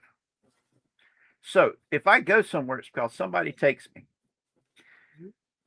Now, after January the 6th, they were going after people. I made the sarcastic comment on Twitter X and Facebook that, yeah, I was at January 6th. A couple of days later, there was a knock at my door. Woke my ass up, go to the door, open it up. Says here, you made a post that you were at January 6th. Mm-hmm. I was being sarcastic. I can't go anywhere unless somebody takes me, and nobody was willing to take me. Oh, are you sure? Mm-hmm. Go ask the VA. Slam. There's just, oh yeah, Angus is right. They actually showed the video of the police escorting him through the doors and all the way in, stopping several times to pray with the police officers, and then them taking him into the Senate chamber where he said, "We need to be." Oh man. Yeah, there's tons of it, but they were trying to sequester all the stuff they didn't want people to see, all the stuff that showed a totally different point of view of it. And then, and people were sitting in jail without any due process at all. But where were the civil rights people then? See, it's lopsided. And that's what we're trying to work on. That's what I feel Trump is trying to fix. One of the people that they arrested at the very start was talking about the fact that they kept moving him around. So his lawyer couldn't get with him. His family couldn't get with him. There were times where he was literally sleeping on a concrete floor in a broom closet, that whenever they would chain him up, he had to get used to doing this and throwing his sandwich up in the air and taking a bite out of it. That was the only way they'd let him eat. And oh God, the things that they did to him and other Jan 6 people. There were people that they arrested for being there at Jan 6 that were on chemo and cancer treatments and stuff of this nature, that they refused to let them have their medical care, and they died because of it. That's crazy. And I know it is, but look what happened with Tina Peters. The same type of treatment, locked up simply because she was trying to tell the truth. You know, and there was several. Who would any of you, either one of you guys sitting up here with me, would you have ever believed that the country that you grew up as a kid would ever do that to people in America? No, this is the country I fought for. That I left blood, sweat, and tears on foreign soil for. That I am still to this day willing to die for. And it did this to our people. And Angus says roughly about 40,000 hours of the January 6th footage on all the different cameras was removed digitally from the people's phones. Yeah. And that's just the tip of the iceberg. That's just the ones we know about. And when the Speaker of the House released all that stuff, you actually had chuckleheads at CNN and MSNBC saying, you can't read this stuff or you can't view this stuff because you won't understand it. Well, see, if you just played this right here for somebody, and it'd make people ask questions. Well, what's going on? Why is he doing that? You see what I mean?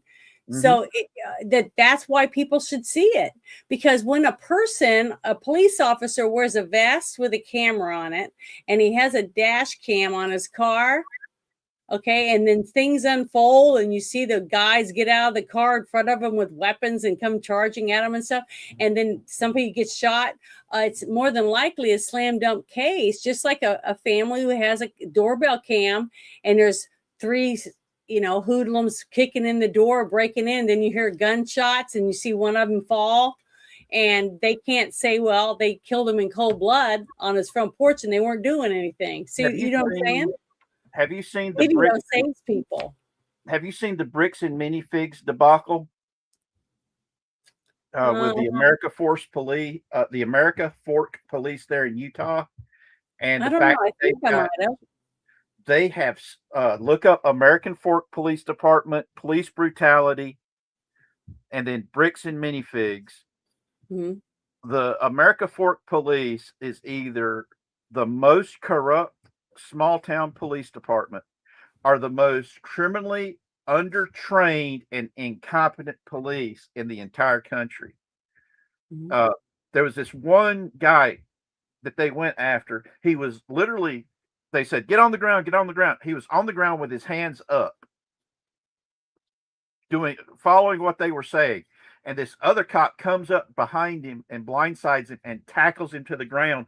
And they start attacking this guy while he's on the ground, begging them to stop beating the shit out of him. And they turned his face into a bloody mess Mhm. and kept shooting him with their tasers. And that's all on cameras, right? Yes, it's all on Okay. camera. See, cameras. A lot of people bitch and moan and say they infringe on our rights, but the thing is, if you have a dash cam on a vehicle and you have a camera on your vest that you can't turn off, that's turned on as soon as you put it on, and it's locked in place, and it's all taken care of at the office or however they do that. There's nothing he can do. He can't cover up what he's doing. Now, if he takes his vest off and goes and do something, you can't do anything about that. But then his boss can say, "Why'd you take off your vest? What was going on?" You see what I mean? You can question it. The whole thing with the Bricks and Minifigs stuff. Mhm.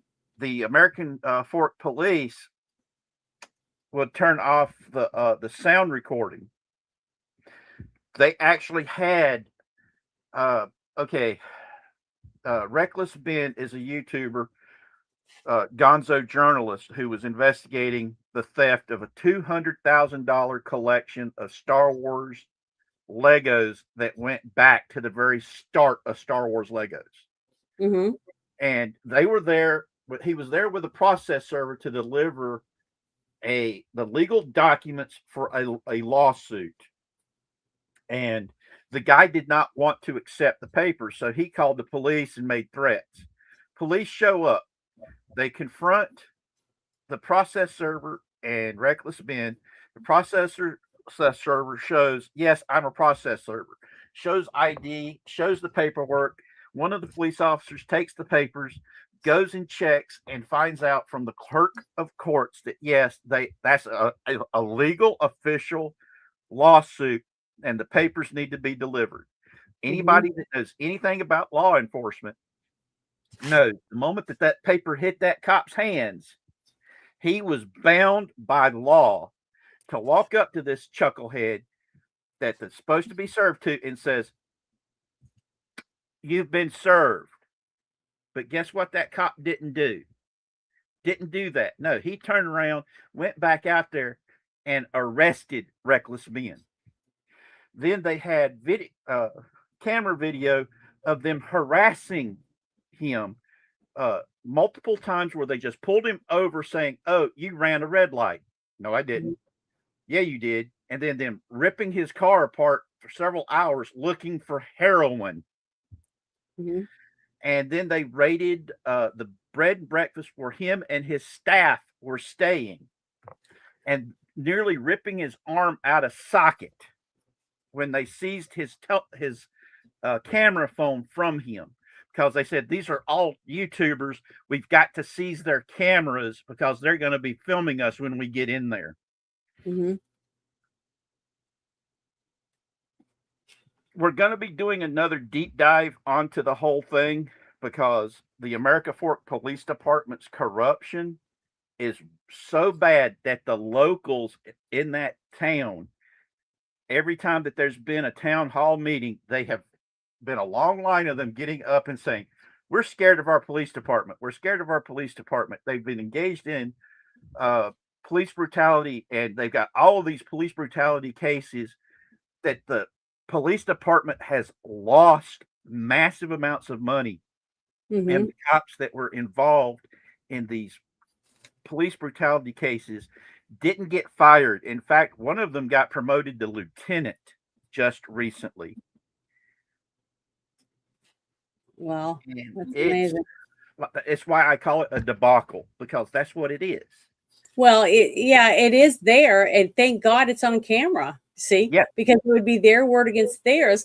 Because I did a case, I played this trial live on my channel because I got permission to do it during the case, and it was a sentencing phase because the guy pled because he knew he was.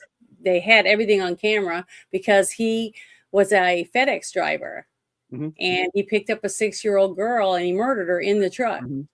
Athena Strand, and it took 4 years for it to get to court when he got sentenced to he got the death penalty. But the thing is, if the truck didn't have a camera outside that showed where he was at and what he was doing, and a camera on the inside of the cab with sound and showing him putting her in the back and what was going on with her, and you could hear what she was saying to him and all that, the whole horrible, terrible thing that happened, it had been, they probably never would have got this guy, and who knows how many other kids he would have got. So everyone can complain and gripe about cameras and stuff like that, but if it's in public and if it's a public use vehicle or public, and the thing is, the cameras proved to the prosecutor that he was looking for a kid. It wasn't at first. It wasn't her. It was some other girl the day before because they had it on camera, and because the mom and the dad came out to greet him, that was the reason why she didn't get taken. Yeah. So the thing is, I am all for cameras being in trucks like that, to think about all the people that drove by that FedEx truck while it was on the side of the road while he was doing what he was doing for over an hour, to this girl begging for him to let her go and begging for her mama. It was horrible. And to know that all those people just driving by, and then the next day, because he was supposed to be delivering Christmas presents, when he pulls up the same road where he didn't deliver the packages, and you got all these hundreds and hundreds of cars blocking the road, and he's like honking his horn, and this lady comes over and she's like, you can't go down this road, we're looking for a lost little girl. And he's like, well, I have stuff to deliver. And she said, well, I'm sorry, you're gonna have to find another way to get around there. And he's all pissed off, and he's the reason why all those people are out there looking for that little girl. It's disgusting. And the fact that this guy gets to breathe, to me, is wrong and sad. And we have a lot of bad things going on in this country. And that's why when I see these arrests because of Trump, I've never saw this under Biden, because Trump's first administration, he was out there arresting pedophiles and rapists and traffickers and all that, tons of them. I was watching them because I have friends that are involved in this. That's what they do. Okay. And to see all these arrests, and I was happy just saying, yeah, get rid of these people, that kind of stuff. And now it's happening again, but people are still griping about, this one case, this one case. What about all the wins? That's what we need. People need to see all the good stuff that's happening with them too, not just the one name that we want to see or that one person over there. Be happy that something's getting done under this administration, because it wasn't last time. I didn't see nothing. So that's what I think is great about it. But let me get to this video I want to share with everyone from January 6th, showing Antifa, like we talked about, the live streams of our friends on YouTube saying and telling us during live streams, they're changing clothes, they're doing this, and they came and took it off their phones. They made them delete it and stuff like that, or took their phone from them, confiscated it. So it was a mess, and a lot of us knew that something big was about to happen before it did, because of the way that people were reacting to the people around them. So here we go. I'm going to open this up, make it bigger. Here we go. He's getting his disguise on. Okay, so I'm going to wear a mask underneath the mask. Okay. Just for a little extra protection, because this very well may be a super spreader kind of thing. You should wear this. Oh God. Here, this is your mask. Oh my God, the America mask. I might take this America beanie too, because this Trump 2020 hat, hard to stomach. I might wear it backwards so I don't have to be too heavy. Dude, I'm not fucking with you. You gotta blend in. I'm absolutely not kidding. You need to have an identifier. They won't trust you unless there's a visual, like there's something visual. What do we think, folks? Do we trust this is a Trump supporter? There is an imposter among us. I mean, you could also wear this. Yeah, the America hat might be my move, but we'll see. I'll bring them both in my backpack, so we've got them prepped. All right, and then we've got Fox News, OAN, CNN. We're ready to. We're ready. I don't know if we're committing crimes doing this, but like we're. Are you insinuating that I don't work for all three of these companies simultaneously? I am at least a little bit insinuating that. See, they look at them, how joyous they are. They're so happy to be pulling the wool over people's eyes, to be lying to everyone while they're walking around. It's scary and sad that there's people like this right now, just waiting to pull their next stunt on people that are trusting. Yeah, and it's really sad to me. It's scary. Just like what we saw that day with that church, where those people broke into that church and were threatening people in church, in their sanctuary, because they thought there was a ICE agent in there, you know? And they feel justified. I have the right to slam your God and to slam you because you're asshole Christians or whatever it is that they think, but they feel they're bigger than you. They know better than you.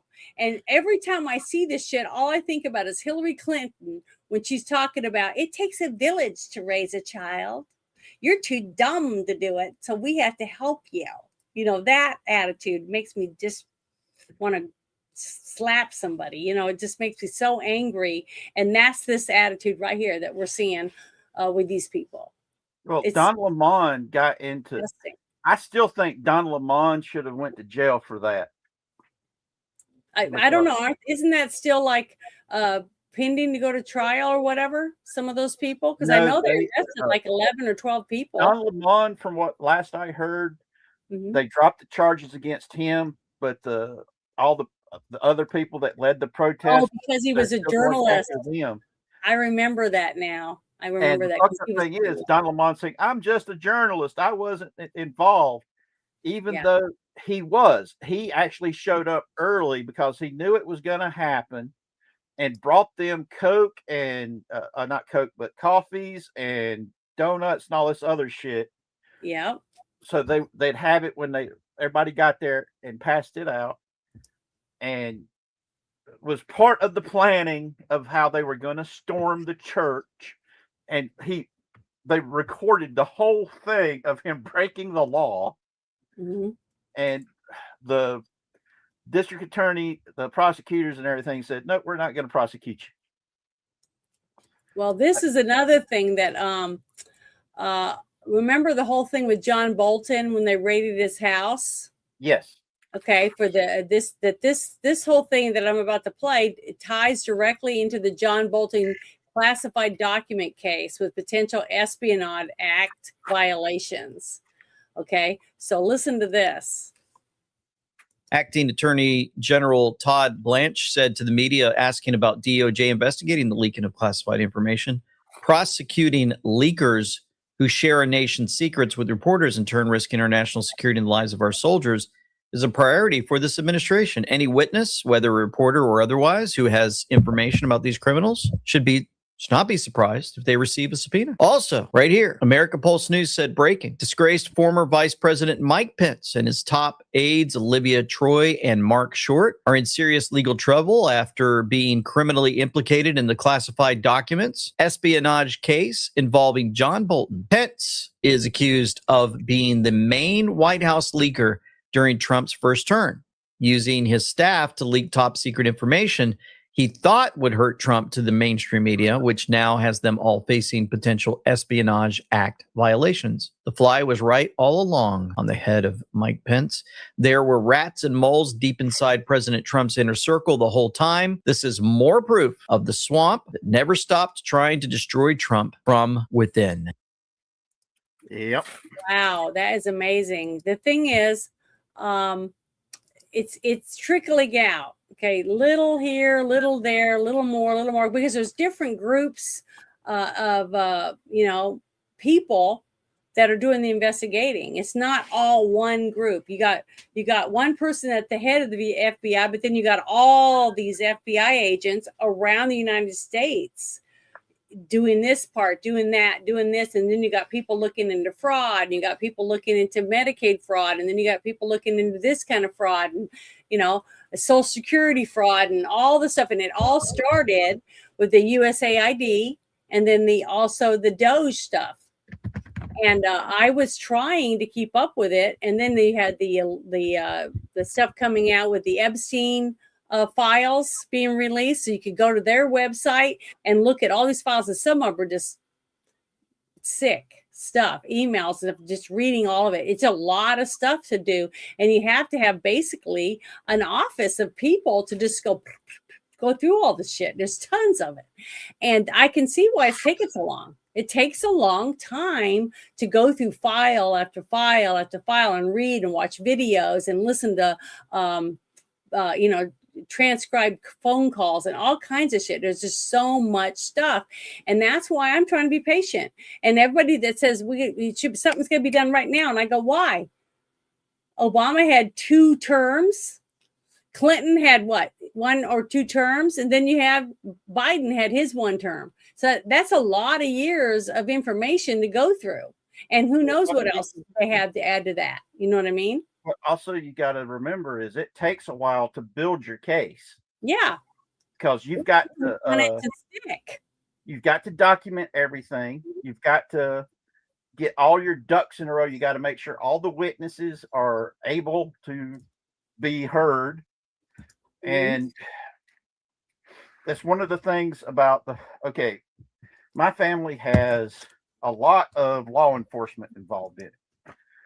And by that, I mean, Dad did volunteer firefighting, volunteer law enforcement as an auxiliary officer at Lake Lure. He was one of the founders of the Hickory Nut Gorge EMS. And through him, I ended up having a lot of adopted uncles. The sheriff of Rutherford County was Uncle Roy to me. And I had brothers from another mother, because they would stop at my mom and dad's house in the middle of the night, sit around our kitchen table doing their paperwork while mom would make them something to eat and coffee, because there was no 24-hour places in this area at the time. So we had county mounties as well as local police and a couple of state troopers that would stop in at night to hang out with my parents, so they'd have a place to fill out their paperwork instead of sitting in their car doing it. When I was in elementary school, we lost 3 officers in one day. In less than an hour and a half's time, we lost 3 officers, one of which was one of my adopted uncles. I still remember that day because right after it happened, they had police officers from North and South Carolina showing up and getting on the buses with us, because there was a police officer with a shotgun standing right there beside the bus driver. And then there was a police car in front of that bus and a police car behind that bus. And we stayed on that bus until our parents got us off the bus. Yeah. So I remember this stuff. And growing up, knowing police officers, knowing detectives, learning how they do their job, how they have to go over stuff multiple times before they can even really go to their bosses with the information, who then goes over it with a fine-tooth comb and says, okay, this is ready to be taken to the prosecutor. And there are cases that are still open 20 years later that they're still investigating, even though they've got hardcore evidence proving who did it. But because they can't get all their T's crossed and their I's dotted Mhm. and make sure all the witnesses are lined up to be able to do something about it. That's why this takes so bloody long. Yeah. Is because our system was set up. It was better that 1,000 guilty go free than one innocent person suffer. Mhm. And that's why our system is different from every other system on the planet. And it 100%. frustrates me when people keep forgetting that. They want instant gratification. Mhm. Even conservatives have gotten to a point to where they want that instant gratification. They don't want to look at it that we need to make sure before we even get to court, we've got the right person in the docket Yep. standing before that judge. Especially when just the accusation alone can ruin a person's life. It's like with SA or kitty diddling. Just the accusation can destroy a person's life. Okay, I'm in North Carolina. Do you remember the Duke lacrosse rape scandal? Yep. When she accused all of them and they all lost their scholarships and everything. Yes, and there were men that had graduated from college years before that had been part of the Duke lacrosse program that to this day cannot get jobs in the United States or Europe because their name was associated with the Duke lacrosse team. Mhm. They've got jobs in Asia, and they're told, even though they are fluent in Mandarin Chinese and Cantonese and Vietnamese and Japanese, to act like they don't know the language. So Yep. they can sit there during they say, this is my job during the day. Take this piece of paper over here to this guy. Here you go. Oh, thank you. Now he then takes it to that guy. Here you go. And then he takes that piece of paper and goes and hands it back to the original guy. That's their day job. Their real job is to go to these big business parties and be made laughed at by these guys going, oh, the Americans think they're so awesome, that their system works so great. These guys didn't even do nothing, and they can only get jobs here just because the accusation destroyed their reputations back Mhm. home. Mhm. That's the situation that those guys are in. And No, it's terrible. and false accusations, all the feminazis keep saying, oh, that's so very rare.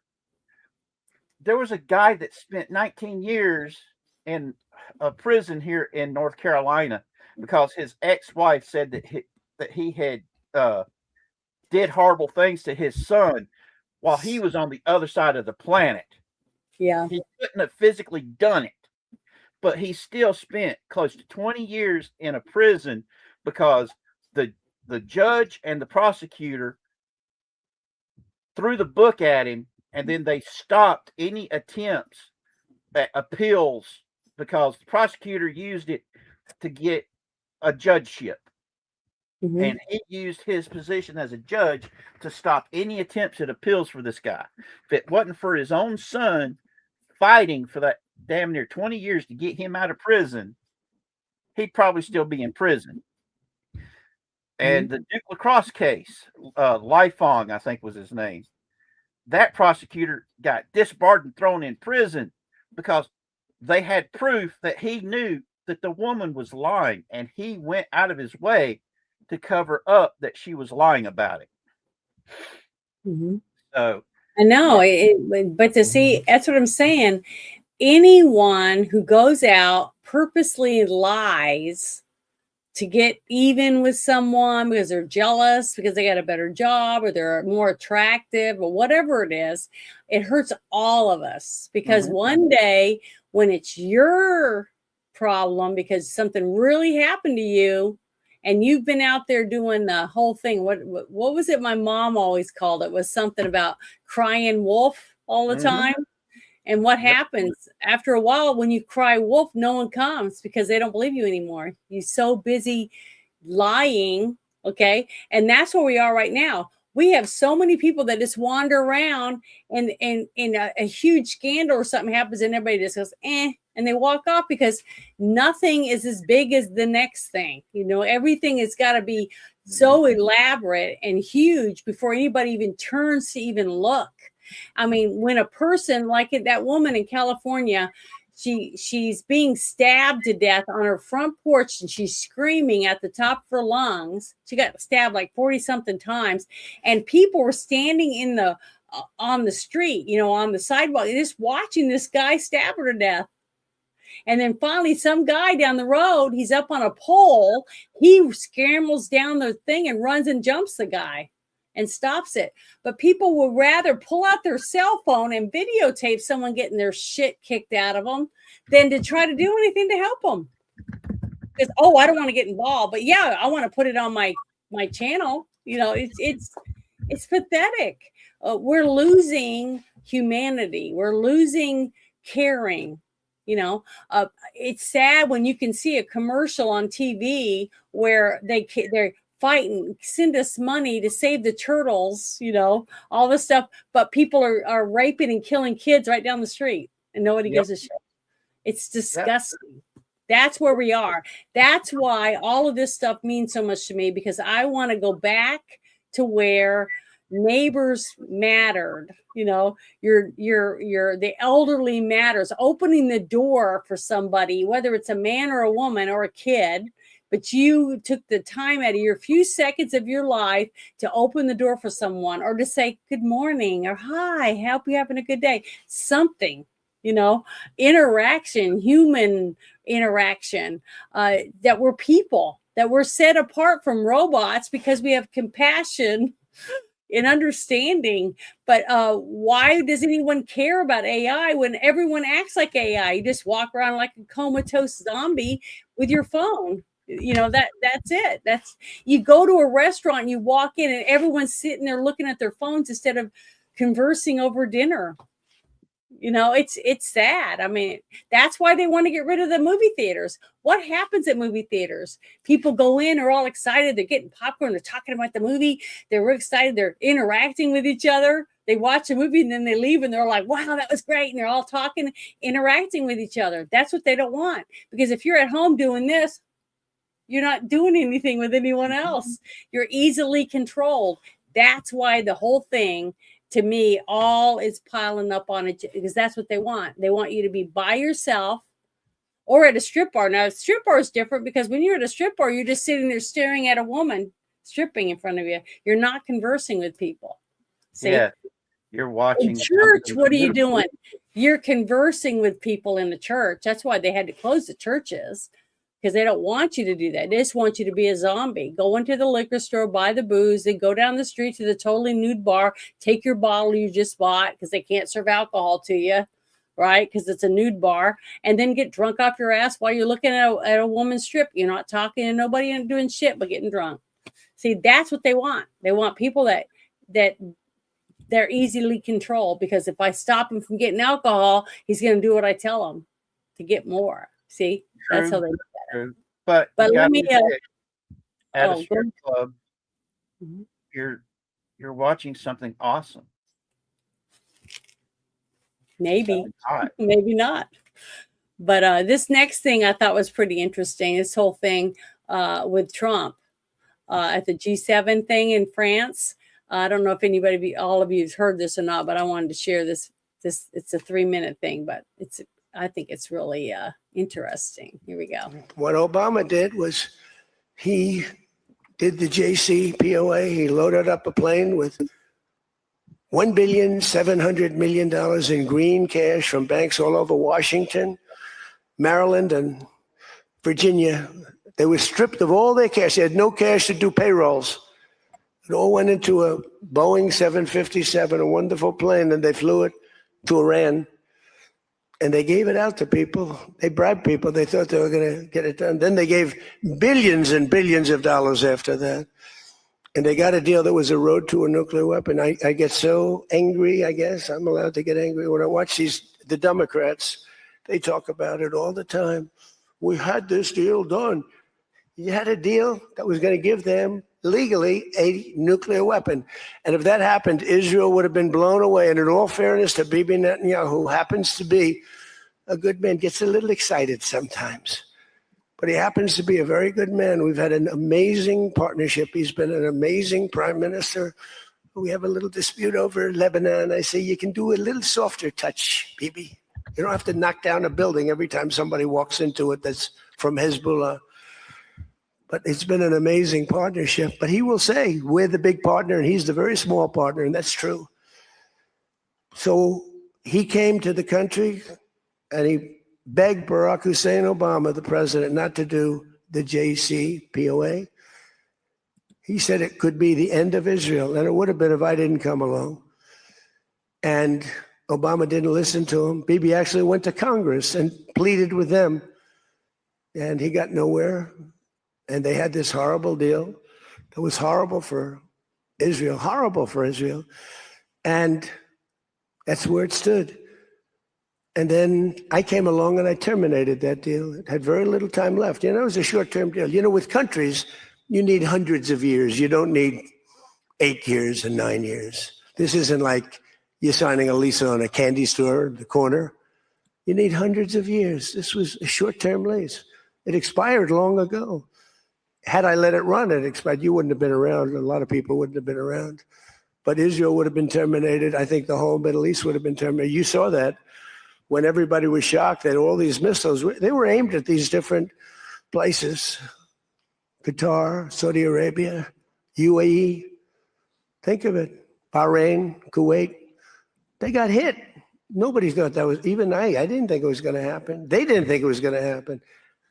They were going to take out the entire Middle East, including Israel. And if they had a nuclear weapon, they would have used it within moments after getting it. So I made it very tough for them when I terminated the Barack Hussein Obama catastrophe. JCPOA, one of the worst deals. NAFTA might have been worse, but that was worse economically. This deal was really dangerous, what he did. Well, so did any of you guys get to watch him give this speech when he was there? Nope. I don't. Okay. I saw some of it, I thought, but Okay, I did. I saw some of it, and I saw little bits here, little bits there. None of it was good because the narratives they take is like, see, he's doing this just for Israel. Everything he's doing is just for Israel. Well, see, I didn't see that when I listened to the whole thing. All I was thinking was, you could tell that Trump was really worried about this whole thing when he found out all of the stuff about what was done and all that money. Remember, we all were talking about it. Everyone was whispering about the pallets of cash in the middle of the night. Is he paying to get prisoners out? You know, is he dealing with kidnappers? Because remember, I remember my mom talking about a lot about what happened when one of these countries had taken a bunch of prisoners, I guess, from the Olympics or something. And Ronald Reagan was about to be in office. And she said that Ronald Reagan said, well, if you still have those people when I'm in there, you're not going to exist anymore, basically. And that they let him go because they believed him. They believed that he said, you're gone. I'm going to take you out. And you can't, my mom always told me, you can't deal with terrorists. Because if you give money to these people, they're just going to keep taking more and more people. Well, remember, and it doesn't work. In the Middle East, it's one of those places where bluster is their big thing. They expect the bluster. I'm going to do this if you don't do what I tell you. Mm-hmm. That's one of the reasons why George W. Bush scared the bejesus out of them. Was they were so used to us just shaking a big stick and talking big and not doing shit. But then when George W. went in there and said, if you don't stop, I'm coming in there and I'm going to kick your ass. Oh, yeah, right. And then, boom, door gets kicked in. He goes in there. He starts throttling some people. And it's like, boom, boom. And everybody else is like going, oh, shit. And you saw what did Gaddafi do? Here's my nuke program. I'll be good. Here's my nukes. Here's the nukes. Yep. Here you go. I'm going to be good. I'll be a good boy. Don't spank my PP with the metal ruler. I'll be good. Yep. Yep. And But it does work. And that's what my mother always said. She said, peace through strength. Because if they believe that when you say, I'm going to come in there and I'm going to kick your ass, then they're going to listen to you. But if it's like your teenager and that every time they steal from your purse or take cigarettes from you and you just say, I'm gonna ground you, but you never do anything, they're just going to keep doing it. Yep. And that's what you're seeing. I'm seeing it in all these cities, all these people that are told, don't do that. And then they leave, and then they burn and loot and pillage the place, and then they say, that was bad, you shouldn't have done that. And then we're supposed to go in, the rest of us, and bail out the state because they're so far in debt and they have so much repairs they have to do and stuff, all because they did it, they set it up to fail, and then we're supposed to bail them out. I live in a state that has a balanced budget amendment. Okay, so they have to have the money or they don't get to do it. Yeah, I think Okay. balanced budget amendment is something that every state and the federal government needs, except in times of war. Yeah, but the thing is, it's because we're trying to be adults, and our governor also found out about China trying to buy a bunch of property in the state of Arkansas, and she said, hell no. No, not through any corporation or whatever. If it goes back to China, you're not getting any property in Arkansas. So I'm proud of our governor. She's done a really good job so far since she's been here, and I'm proud that we voted her in, and she's doing a kick-ass job. And that just shows that if you listen to the people that you're supposed to represent, and you talk to them and you tell them and look them in the eye and say, this is what I'm going to do if you put me in there. And then you go there and you do it. Okay. The people are going to look up to you and say, if she does this and she does this afterward, I'm going to be behind her because I've seen what she can do. And it's just like all these other people, when they say they're going to do something and you put them there, and then you sit there and you're waiting and you're falling asleep and you're dying or whatever for year after year after year, but they keep getting back in. Why? Who's voting for them? But now we're finding out how they keep getting back in because there's nobody voting for them. They're just putting the ballots in whatever amount we need. And it's sad, but see, that's why all this has to be cleaned up. One piece at a time, piece of the puzzle. Take that block out, take this block out, take this block out, and then put them back where they belong, and the hole gets plugged. See, that's what I'm seeing that they're trying to do, and I'm trying to be as supportive of it as I can and share it with people so people can see they're taking these blocks out where they don't belong, and they're trying to put them back where they do, and then put the money back over. They're not going to get all the money back, but if we get half of the money. If we just get half of the trillions of dollars that's been frauded out from our purses and our wallets and our bank accounts, the taxpayer, that's more than what we ever were going to get if Trump hadn't got in. That's how I'm looking at it. If we only get half of what we've been expecting, it's better than none. I don't see anybody happy about any of it. Everyone just complains constantly instead of being happy about some of the things that are happening. All the kids that have been saved, that to me, one kid being saved is worth something, And that kid, this kid, that person being arrested, that person being taken off the street, it's a win. And I'm trying to say, yes, we are winning. It's a little here, a little there, but we're winning. We are winning. And I'm thankful for every single day so far of having Trump be president this time, and the fact that we're starting to see headway. All right, I'm gonna let you guys in on a secret. No, it's not really a secret. Mm-hmm. All right, Trump wasn't my candidate during the primaries back in 2016. I was a Ted Cruz guy. Mm-hmm. I remember having this conversation with my brother-in-law in my backyard because I live here in this house. Right next door, my sister, brother-in-law, niece, and nephews live. Right down the hill is where my mom and dad and baby sister live. Mm-hmm. And we were discussing who we were going to be voting for in the primaries. And and it was getting fairly obvious that Trump was going to be the candidate. My problem was the fact that I did my research on Trump, and he was a Democrat. The man is the one who bankrolled Jesse Jackson when he ran for president. He was a big time supporter of the Democrat Party. And I felt at the time he was running in the Republican primaries to act as a spoiler to make it easier for Hillary to get into office. Mm-hmm. Now, for those of you who don't know, in 2008, I was in a really bad automobile accident. Both legs got cut off and bolted back on. They had to reinflate my left lung, rebuilt me.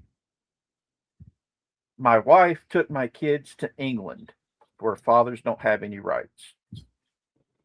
Well, 2009, I tried to go through the State Department to get the lawyer that the State Department policy is, if your spouse takes your kids overseas, they're supposed to provide you with a lawyer to help you go through the overseas jurisdiction to get your rights to be with your kids. Mm-hmm. I lost 2 years because of that woman sending me running around. The head of the New Scotland Yard and the head constable of the Metropolitan Police there in London both told me the only way I'd get my kids back was if I was to come over there without my ex knowing I was there, wait for her to drop my son off at school, go in, get him from the school, go get on a plane and fly back to the United States before she ever knew it. Hillary Clinton purposefully cost me 2 years. Talked with that woman on the phone. Talked with Uma Abedin on the phone. Even talked with the minister for the interior of the UK. And they all kept saying, no, your State Department is supposed to be providing you with a lawyer, not us. And she was sending me in the runaround. So there was no way in hell I was going to vote for that woman. So I was looking into to make sure I wasn't going to vote for somebody that was going to make it easier for her to get into office. Mm-hmm. But there was sure as hell I wasn't going to vote for her. And I used to joke, Hillary Clinton bought my vote for Trump in 2016. But he earned my vote in 2020 and in 2024.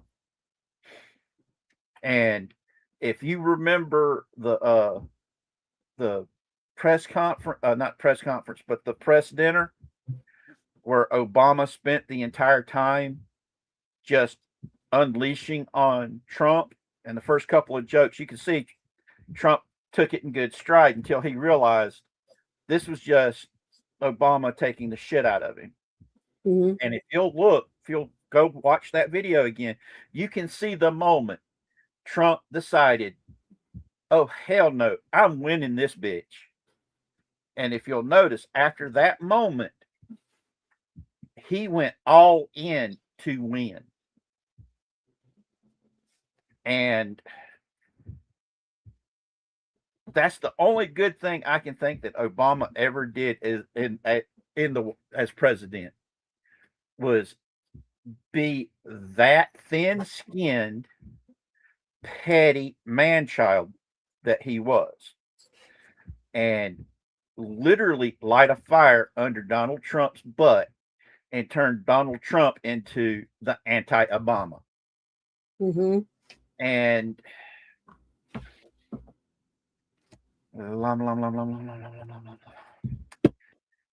the world's a better place because of what Trump's done so far. Yeah, I wasn't going to vote for Trump either. So I was going to vote for Ben Carson. That's who I liked. And I was all gung-ho for him. But as things unfolded And that one night I watched, they were going to have a big debate. And then it had the one Jeb Bush and a few others, you know, doing stuff, right? And they were all going to be in there. And all of a sudden, they called Ben Carson's name, but he didn't hear his name. So he stopped and he was waiting to hear it again, and he didn't hear it. And each of those people got called and they just walked right past him, Ben Carson. Well, then Trump got called and he didn't go either. He stood there with Ben, waiting for Ben to let him go. And that's what showed me that he's not this pig that everybody tries to say he is. He's a compassionate person. And the way he treated Ben Carson backstage, not out on stage where all the people were, it made me start thinking maybe he would be a good president. So I started looking into him more and more and more. And that's what made me decide that, yeah, I'm going to vote for him. I'm going to give him the option. I'm going to give him the chance and see what happens. And he hasn't let me down. I can honestly say that. And I wasn't all for him either. I thought he was an arrogant pig. I've seen him on so many shows. You know, I saw him on Saturday Night Live. I just saw him doing a lot of stuff. And to me, I didn't know if that's what I wanted as a president of the United States. But Ronald Reagan did it, you know. So if Ronald Reagan could do it, why couldn't me give 4 years to another person? It can't be any worse than what we already got. That's how I was looking at it. So, and it worked out pretty good, I think. So, you know, that's how I'm seeing it. But I want to send a invite out real quick. Someone sent me a message and I'm going to invite them. So just give me 1 sec. I'm going to do this real fast for him. So while you're doing that, I'd like to say something to Hardwick. Go ahead. All right, Hardwick, I like your name. In fact, I used your name for one of the characters in my superhero project, The Queensman. He's the butler of the team that everybody refers to him as Uncle Hardwick. If you go to my Deviant Art account, you can find his picture should be one of the first ones that pops up. And the funny thing is his family is the entire support staff of my superhero team. Yeah. Ow. But yeah, here's the next thing that I wanted to bring up. It's also about Obama, because Trump was talking about Obama's the one that sent the pallets of cash in the middle of the night. And he believes that they were also sending stuff, nuclear components or whatever it is they needed to do what they were doing, to be ready to do something when they wanted to. And what always scared my mother, because I remember my mom talking about being worried they had dirty bombs and came over the border with it into our country. And my mom was petrified for that. And that's why she believed in a secure border. She said, because, you know, we got to protect ourselves. Everyone hates us. They're jealous of our freedom. And I'm not saying, she was saying, she wanted people to be able to come here and become citizens, but they had to follow the rules and get here the right way. And that's how her relatives did, you know, years and years ago. So it is possible that you can do it that way and keep us all safe. But I want to play this really quick and let you hear what he has to say, because I really do love this man. I think he's done a great job also. I think John Solomon's a decent man. So here we go. I want you guys to listen to him. It's only a minute long. So here we go. Let me start it over. I know President Trump has every right to be frustrated with him. I think President Trump's analysis last week was right. I think my immunity rule might protect him on the original charges. That's what most legal experts tell me, that ruling is so sweeping, it will protect Obama for what he did in office. However, Barack Obama can now be summoned before a grand jury. He cannot take the Fifth Amendment because he has immunity from prosecution. He'll have to tell the truth. If he lies as a private citizen about what he did as president, he'll no longer have that immunity. And that is a trap that Obama is sitting potentially facing. And I want to say the irony to that, because on January 5th, 2017, he presided over a meeting in the White House where the FBI had just cleared Mike Flynn of any wrongdoing. And they schemed in that meeting how they might be able to jam up Mike Flynn. And they came up with the idea, we'll lure him into an interview, catch him into a lie, and then prosecute him that way. Barack Obama now is about to face a potential similar situation as the one he created unfairly for Mike Flynn. There you go. Boy, I that just that wanted would be you to see nice. that. It would be Can nice. you that would be nice if they could actually get Barack to admit all the things which he helped engineer and bend the country over and put us in a downward facing dog position. Mm-hmm. You guys can hear me, right? I'm not. Yes. No, I hear you. Okay. That's not I the just want to Mothman, make sure because I don't know exactly how Spectrum could fuck up a live stream, but they really stuck their member in every orifice last Sunday. Sorry about that, Janet. Are you painting the Mothman? It's supposed to be like a plant-based aberration. Ah. Kind of looked like the Mothman. That's why I was asking. It's cool.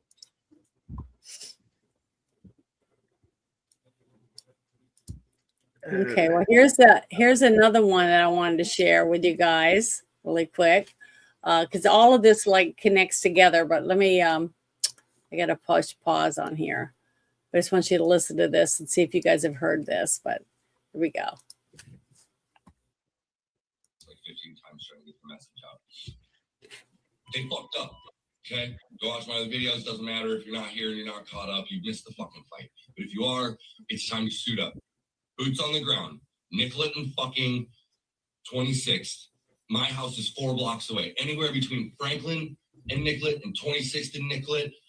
Show up, ready to go. Okay, not talking about peaceful protests anymore. We're not talking about having polite conversations anymore. I am talking specifically to my fucking followers. This is everything I have fucking talked about, and this is exactly what I said was going to happen. This is exactly what I said was going to fucking come when we didn't fucking go and march on fucking Whipple with guns. Sorry, but welcome to America 2026, where Second Amendment is the only thing that's going to keep you fucking protected from literal fucking Nazi gunmen that are killing innocent people in the street with impunity. This is not a fucking joke. There's nothing fun to chant about it. Get your fucking guns and stop these fucking people. What's he talking about? Wait a minute. Just listen. Today, a federal indictment was unsealed, charging 15 defendants with conspiracy to impede or injure federal officers and other charges related to efforts of 2 Minneapolis-based Antifa groups that violently opposed the enforcement of federal law in our state. The defendants are members and associates of Direct Action Minnesota. They are charged with conspiracy to impede or injure a federal officer, solicitation to commit a crime of violence, interstate threats, interstate stalking, assault on a federal officer, and destruction of government property.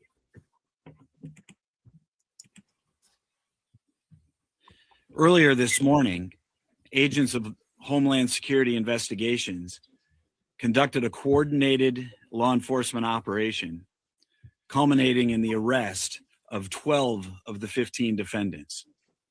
One defendant had already been in custody on other federal charges. 2 defendants remain fugitives at large. Mm-hmm. Today's charges and arrests reflect a broad federal effort to address organized lawless behavior which seeks to disrupt the execution of federal law, endanger law enforcement, and importantly, endanger the very communities that these defendants falsely claim to be protecting. Mm-hmm.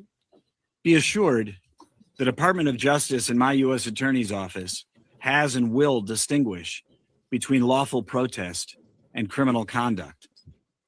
These defendants have been charged not for what they said, but for what they did. They all joined an agreement, a conspiracy, to interfere with lawful immigration enforcement operations. The conspiracy was not to interfere by their voice, but to do it by force. Mm-hmm. That's a crime, and it will not be tolerated in the United States.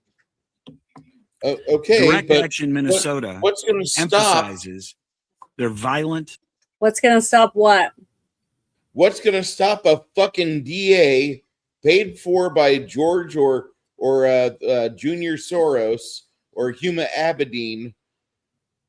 Who's going to stop them from going in and freeing Tattoo Face and setting him back free on the poor people that live around Racine County, Minnesota?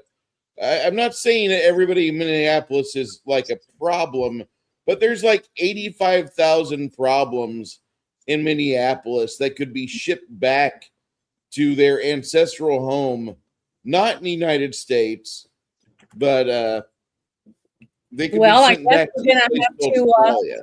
We're just gonna have to sit back and wait and see what happens, and see if There's a better solution to this. Yeah, That- wait a second. Is it going to be any different than what you heard at the beginning of this video, the way you say it, and what you're going to do about it, or are you going to let the letter of the law follow? That's what I'm asking you. What's the difference between rhetoric like that compared to rhetoric like I'll you're about to tell say? you what it is. I will absolutely outline it clearly for you, Janet.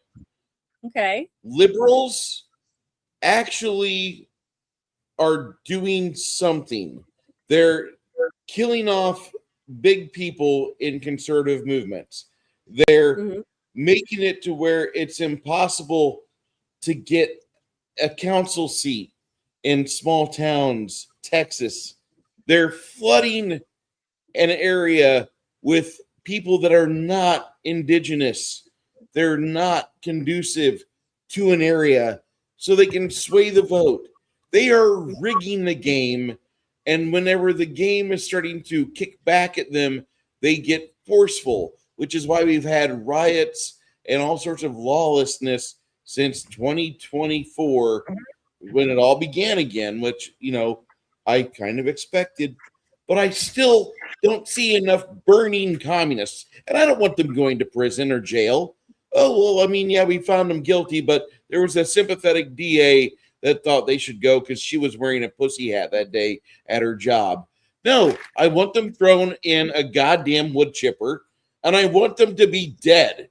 I don't want them to come back in 2 years to help vote against the midterms, and I sure shit don't want them voting in the presidential election.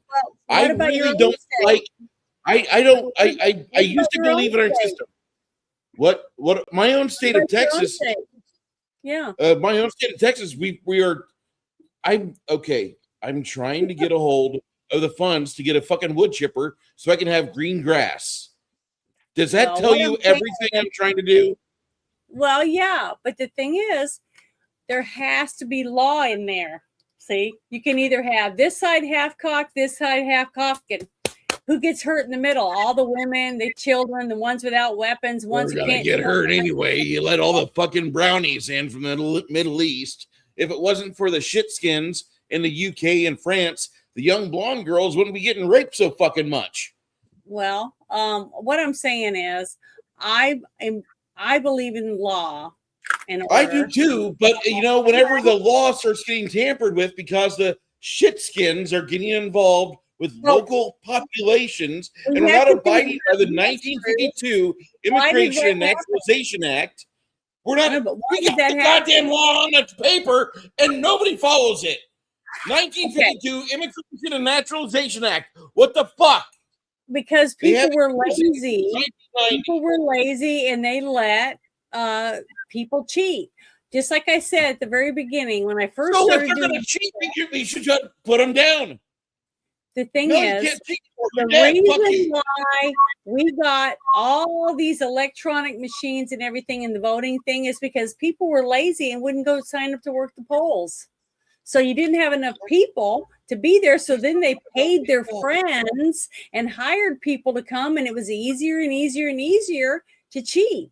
Then you add the robotic machines and stuff. You don't even need people. All you got to do is have a few people push the right buttons and you get whatever votes you need. See, that's how come it's happened, because the people have stopped doing what they need to do to make sure to protect their vote, to protect their citizens, and protect their towns and their cities and their states. Okay, We I don't got believe lazy. That's why I'm- we're I'm- at where we are right now. I'm just gonna say this. What we have right now doesn't work. Why does it not work, Bruce? We have so many tens of thousands of useless laws because the laws that were previously put in place were never actually enforced. So you'd have another school shooting. So you'd have another shooting from water tower. So now we have. Hold on, let me finish. God damn it! You have over 150,000 gun laws in the states, which are there supposed to fucking guarantee the rest of us have a safe existence. Yeah. But instead, we have everything out there to protect this little person and this little person, and we have laws specifically to protect these little groups here and there, and they're trying to insulate themselves from the general population of us. Mhm. We need to flip the table and say, okay, the only thing we are going to keep is actually the Bill of Rights, the Constitution, and we'll begin again because what you have right now is untenable. It's not working. We need the fucking Constitution to be ratified. We need that Convention of the States, and we need to have it much sooner than later because I really don't want shitskins running our country. I really have a problem with Democrats. You think I'm going to be fucking friendly to third worlders? You think I'm going to be happy whenever I get fucking swerved into by some shitty Indian driver behind the wheel of a JB Hunt truck? You think I'm going to be able to hold my fucking anger and contain myself from waiting patiently for the cop to arrive when some dumb fucking Sikh with a ceremonial knife tries to stab me after he tries running into me and he succeeds? I'm done. Okay. This is why I don't talk about politics. I'm done. We talked. We Well, gave then why it do a you chance. want to join? Then why do you want to join? I wanted to join because I thought maybe there would be a different avenue things would go. But yet, whenever I'm seeing like, oh God, Antifa's still able to do this shit, and nobody's saying Antifa's a terrorist organization, if they pop their head up, What he was snipe it. saying then. I was looking at the guy with tattoos going, what the fuck am I watching? No, This what can't I'm be saying Antifa. Antifa had gone all the way around and they went to embrace the Second Amendment. And now they're telling us directly, we're going to take it all back by force. Believe your enemies when they tell you what they want to do. Okay? I didn't believe The them. Muslims, we'll say again. I've never said that I don't believe that what they want to do. Everything that I do is trying to stop people like that. I don't want my daughter or any of my family members to be killed by someone like that.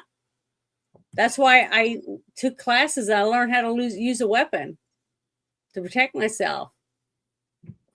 Okay. I am doing everything I can as a female American citizen to defend myself and defend what's mine. But you don't live here with me. Okay. So when those crazy people are fighting people like you in the street, and then they decide, well, we're going to go to that house, I have to defend myself. And if everyone's not ready to defend themselves, they're going to lose. You have to be ready. You have That's to be what I'm ready. trying to That's all there say. is to it. That's why I'm trying to prepare people. Because if your side says we're going to take it by force and this side says we're going to take it by force, all the people in the middle are going to just get trampled down. There'll be nothing left, right? I didn't. So then, wait a minute. So then when one side or the other does win, somebody's got to make sure and put everything back together, or we're just going to live in chaos where we just run over and gonk somebody on the head and drag them in our cave, do whatever we want, and we just steal food and we take stuff from other people because nobody wants to grow crops, nobody wants to run restaurants, nobody wants to drill for oil, nobody wants to do any of these things anymore. Because why the fuck should we do it? They're just going to be greedy and they're going to take everything. So I'm just going to take everything I want. And if everybody lives that way, what kind of society is that? Does that mean I want to have a baby and That- raise a that's child where- in that kind of environment? No, I don't care who's on charge. I don't care That's who, where what we're- side it is. It's where we're going Same right now by thing. letting these people continue to exist and thrive. I mean, I thought Antifa was a terrorist thing. organization. During COVID, people were telling me, because I didn't get a jab, that I need to be locked in a camp and that I should be denied medical care because I'm trying to kill people simply because I said, no, I don't want a vaccine. Okay. So then when I find out that, wow, I'm glad I didn't do it. I'm glad I didn't take the shot. I never said I want to ground up all the people that wanted to put me in a camp and put them in a camp. Fuck them. I never did that shit. I never said did. that shit. And I I'm not said if you're a tyrant, I think you're a piece of I- shit, and I want to not I have will to deal with just, you then anymore. guess what? I'll be standing in the middle and I'll be killed by both sides because I'm not I- taking either side when that's the side that I have to You know, I take. tried won't taking do the it. higher road. I tried taking the higher road when I lived in Illinois, and you know what? It didn't work for me. It failed me every time I tried taking the higher road, and that's great. You know, I hope it works for you. I really do, but I'm looking for opportunity, and if it happens, it happens. That's all there is to it. You know, I mean, there's not cameras everywhere. And that's all I can say. I mean, there are plenty of places where the pigs roam freely, and it's great. Well, I'm not So giving up. if I'm going to keep fighting. I tried. Go for it, you know, but I That's what I would rather see the occasional one like this. What happened to the Antifa member? Why? I don't know. And I would love to see that because there's plenty of people that get lost in the desert. How many Antifa do you guys have in Texas? Way too many. Well, there you go. I mean, they're not coming out in force, but I just discovered yesterday because somebody shared her IG with me. Like, wait, you don't like ICE? And then I got the death stare from her and like a bunch of people at the bar, and I'm like, I'm never coming here again. Do you understand me? Like, I enjoy law and order. I like law and order. I like borders. I like fences. And for people not to fucking appreciate the fact they have the right to private property, which is what that shit guarantees, I got the death stare and I fired right back. And I was like, come on, let's go. I've already had my tequila and beers. Let's make a row out of this thing. And I knew I wasn't going to feel any pain even if I lost, but it pissed me off. I even threw out the Vafamkulo shit. And nobody understood that or wanted to understand it. They're just like, no. All right, fine. Wrong crowd. Well, the scary thing is a lot of these chuckleheads have never seen actual combat. And they call for violence right up until the violence hits them. When the violence comes knocking at their door, they're like, all of a sudden, oh my God, what the fuck? And they want to fucking surrender right away. I'll tell you what, I've never been in a firefight. I've been shot at. A firefight is both sides have equal opportunity to strike at range. I wasn't that guy. I was shot at. What did I not have? A way to get back. What did I do? Duck, cover, run the fuck out of the way. What did I do in the Navy? I blew up things that. Go ahead. When I was in the service, and I give this advice to kids that are going in, when the shooting starts, you have to have the mentality, I'm already dead. You have to fight to live. Because if you hesitate, you will die. You have to be fully committed. There is no holding back. You have to go balls to the wall. You have to push yourself past any conceivable boundaries to seize life from the death that's all around you. I never want anybody else to have to go through that shit, because in all honesty, I'm expendable. You ain't. That is how I've looked at my life. I put the lives of others ahead of my own. Mhm. And hey, Woke Breaker, how you doing? I love others more than I love me. I've made this statement before on my channel and other people's channels.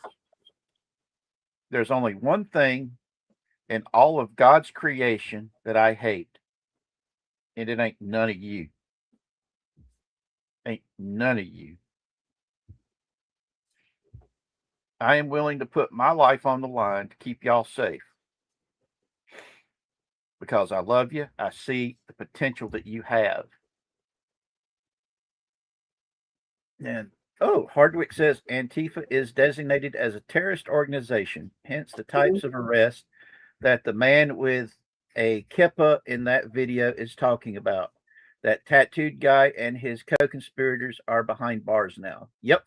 Yeah, you guys didn't hear Trump say that? They are now considered, anyone in Antifa is considered a terrorist organization. Makes me And of happy. course, you had Hakeem Jeffries and a whole bunch of other chuckle nuts. Mhm. Those fuck nuggets were sitting there for the longest time saying Antifa doesn't exist. It's just an idea. Mhm. What's his name? The dude that's like this fat that waddles, that actually shot himself on national TV. Shoot, Nadler. That's it. Yeah, he looks like the penguin. Yeah. Real long. That Okay. guy. That Yeah. saying that there's no such thing as Antifa, it's just an idea. And I'm like,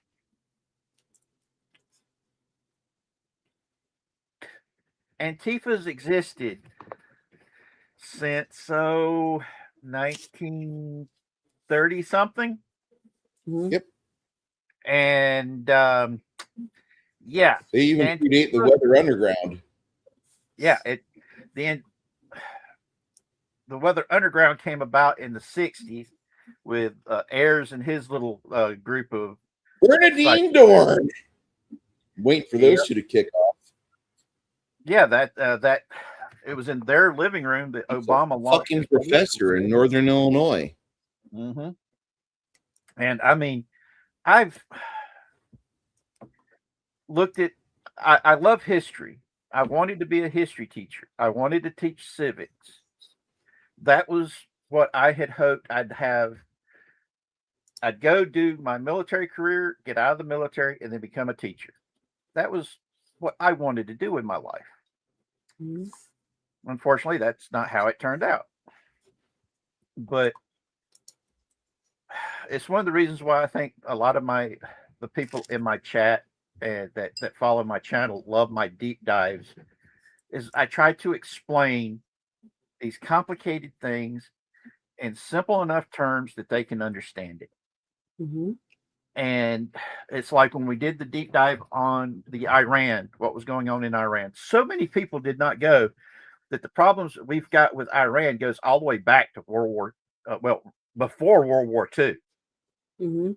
In fact, before World War II, Iran was known as Persia. They changed the name from Persia to Iran because Adolf Hitler told the Muslims there that they ought to change the name from Persia to Iran because Iran means the land of the Aryans. And you know how obsessed he was with the Aryans. Mhm. And then during World War II, the British and the Soviets seized Iran. The North was controlled by the Soviets, and the South was controlled by the British to keep that oil and fuel out of the hands of the Axis powers, because it was felt that the Iranian government was going to be pro-Hitler because Hitler was a major anti-Semite, which is ironic considering the fact both Germany and Persia were two of the largest concentrations of Jews in the world. And they were accepted within those cultures at the time. yeah, they were still second class citizens, but they were allowed to reach high levels in their governments. They were able to be superstars in entertainment and everything else. Plus the fact both countries were very cosmopolitan, that you did not really see people hold it against you what your faith was. I'm sorry, I'm rambling, aren't I? No, I'm pulling up an email I got from Hardwick, so give me a second. All right. And I apologize, Janet and chat, but I get a little frustrated whenever I hear one thing and I see something flaunted directly in the face of it, and it repeats for 30, 40, 50 years. I want to return to the Nationalization and Immigration Act in 1952. There's a list of people on Wikipedia that were clearly booted out of the state because they were anti-American, anti-Western civilization. And why can't we go back to that? That would be so much better. About that right now. Well, can I say something real quick? Go for about this? Okay, I've got Hardwick. He sent me this because I did see this whole thing when Trump was talking about it in his office about Antifa becoming a terrorist organization. And there was someone else, another group that they did. Do you remember who it was, Hardwick? If you remember, can you tell me that one too? There was another one that he also signed an executive order for, and I can't remember what it was, but it's all in the shit show chat. So it's in there. But I want to ask Bruce a question. Bruce, under the last administration that we just had, which I really don't think it was the person that was sitting in the office, the person that was sitting. Are you talking about the pin? Well, you're talking about the pin, aren't you? Behind the man that was sitting in the White House, okay? Do you think that this right here that you're reading on the screen would have ever been made into this right here as a terrorist organization if it hadn't been for Trump being in the White House? Well, I think if the last administration, I think if they would have had just a little more either pushback from the 2A Bibles and rifles crowd, I think they would have probably drafted something up like very much like that, but instead of Antifa, it'd be the Gun Owners of America or the Firearms Policy Coalition or anybody who was part of the NRA, even though the NRA is toothless and has no balls whatsoever. They fold like a prisoner in a Turkish prison.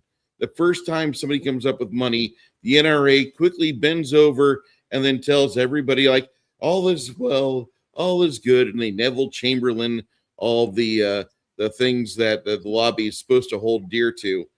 But it really just makes you sick. Yeah, Biden would have designated me as a terrorist leader if he had senility and heard what I said in the last 20 minutes. But you know what? Great about this.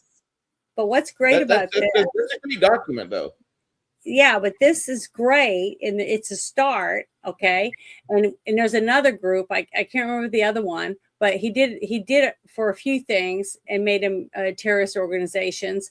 But once they're arrested, now they can charge them with something. And if a judge doesn't charge them with this, then they'll be able to put it in another court. Because this is a kind of federal charge. This is a federal charge, right? So this isn't going to be a slap on the wrist. And any judge that gives them a slap on the wrist something's going to happen to them now that this isn't. Okay. That right there, I disagree with. Well, I don't. That's why I said wait and see. Wait and see. We only got 2 years left, so you'll find out. Those judges and DAs.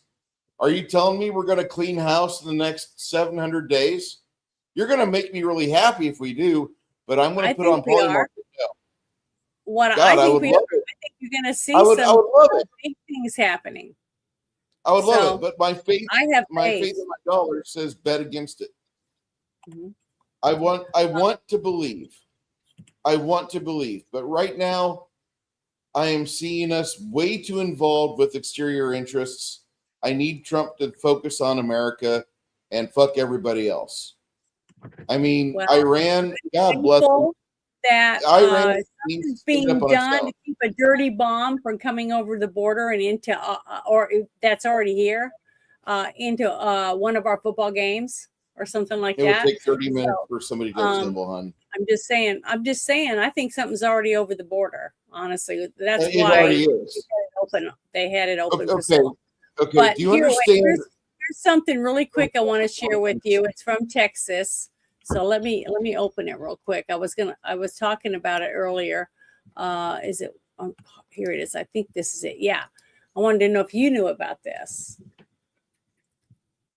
In a bombshell move that sent shockwaves across the U.S., Texas Governor Greg Abbott. Did you hear about this?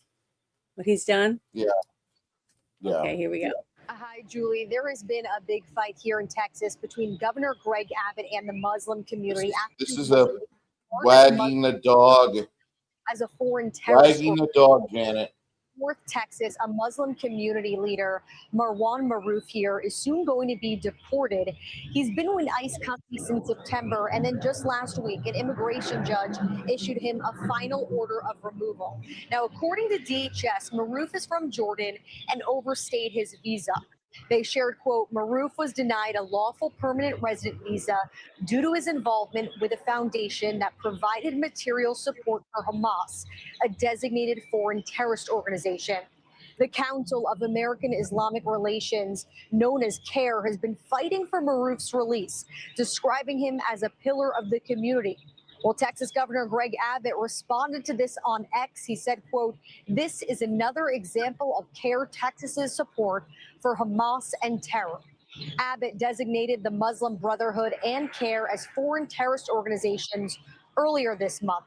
He said, quote, the Muslim Brotherhood and CARE have long made their goals clear: to forcibly impose Sharia law and establish Islam's mastership of the world.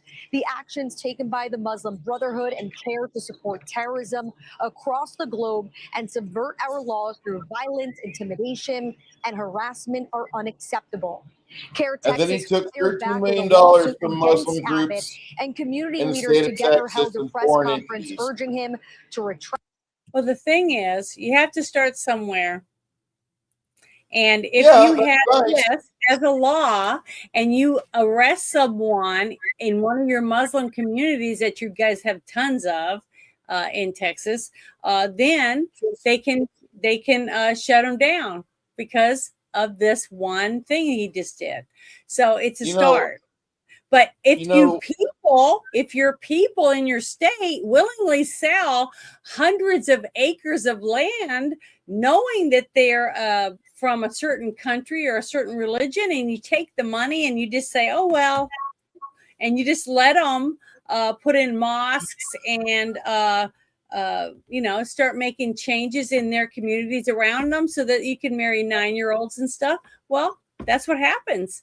That's why we are where we are. And I've been saying that since the beginning of the show, because people become complacent and don't care about what's going on around them, because I just got to get to money and I got a new car and I got me a nice house, all because I just sold a few hundred acres. Who cares what happens in 20 years? I won't be here. I'll move to another state. See, that's the attitude of people. That's why we're in the place that we are.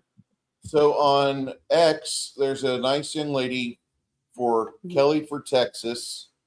She is going to be the firebrand. She's our current Valentina Gomez running for governor. She's an anti-Muslim, anti-non-Texan Texan that's running for governor. She's got conservative and Christian roots. I don't know where she's from. Seems She's not pretty from nice. Texas? What? She's not from Texas? No, she's a Texan that is not for non-Texans having power. She Oh, wants to okay. get rid of these foreigners that have no business being on school boards. She wants to get Mhm. rid of these people that are trying to power broker acreage for Epic City, Texas, and other false fronts of care and whatever other acronym Muslim groups there may be. Yeah. There's no need for Muslims to have any positions of power here. The state is fucked up as is. We have our own problems. But she's over there screaming at the top of her lungs out of Frisco. Frisco is the battleground city in the state at the moment. As much as I love San Antonio, all the things going on in Frisco make the things we have here going on very, very tiny, very small. Frisco has huge problems between Muslim groups and Indian groups and people mainly that want to do H-1B visa bullshit. Kelly for Texas is out there rattling it off. She lets you know by the second what's going on. Think of Sarah is censored, but she has a political edge that she wants to sharpen, and she wants to get Greg's Wheels job. That's what she wants. I'd be happy to vote for her.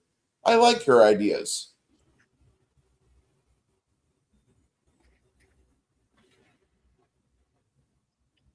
Well, when is your elections? November, when everybody else is. Okay.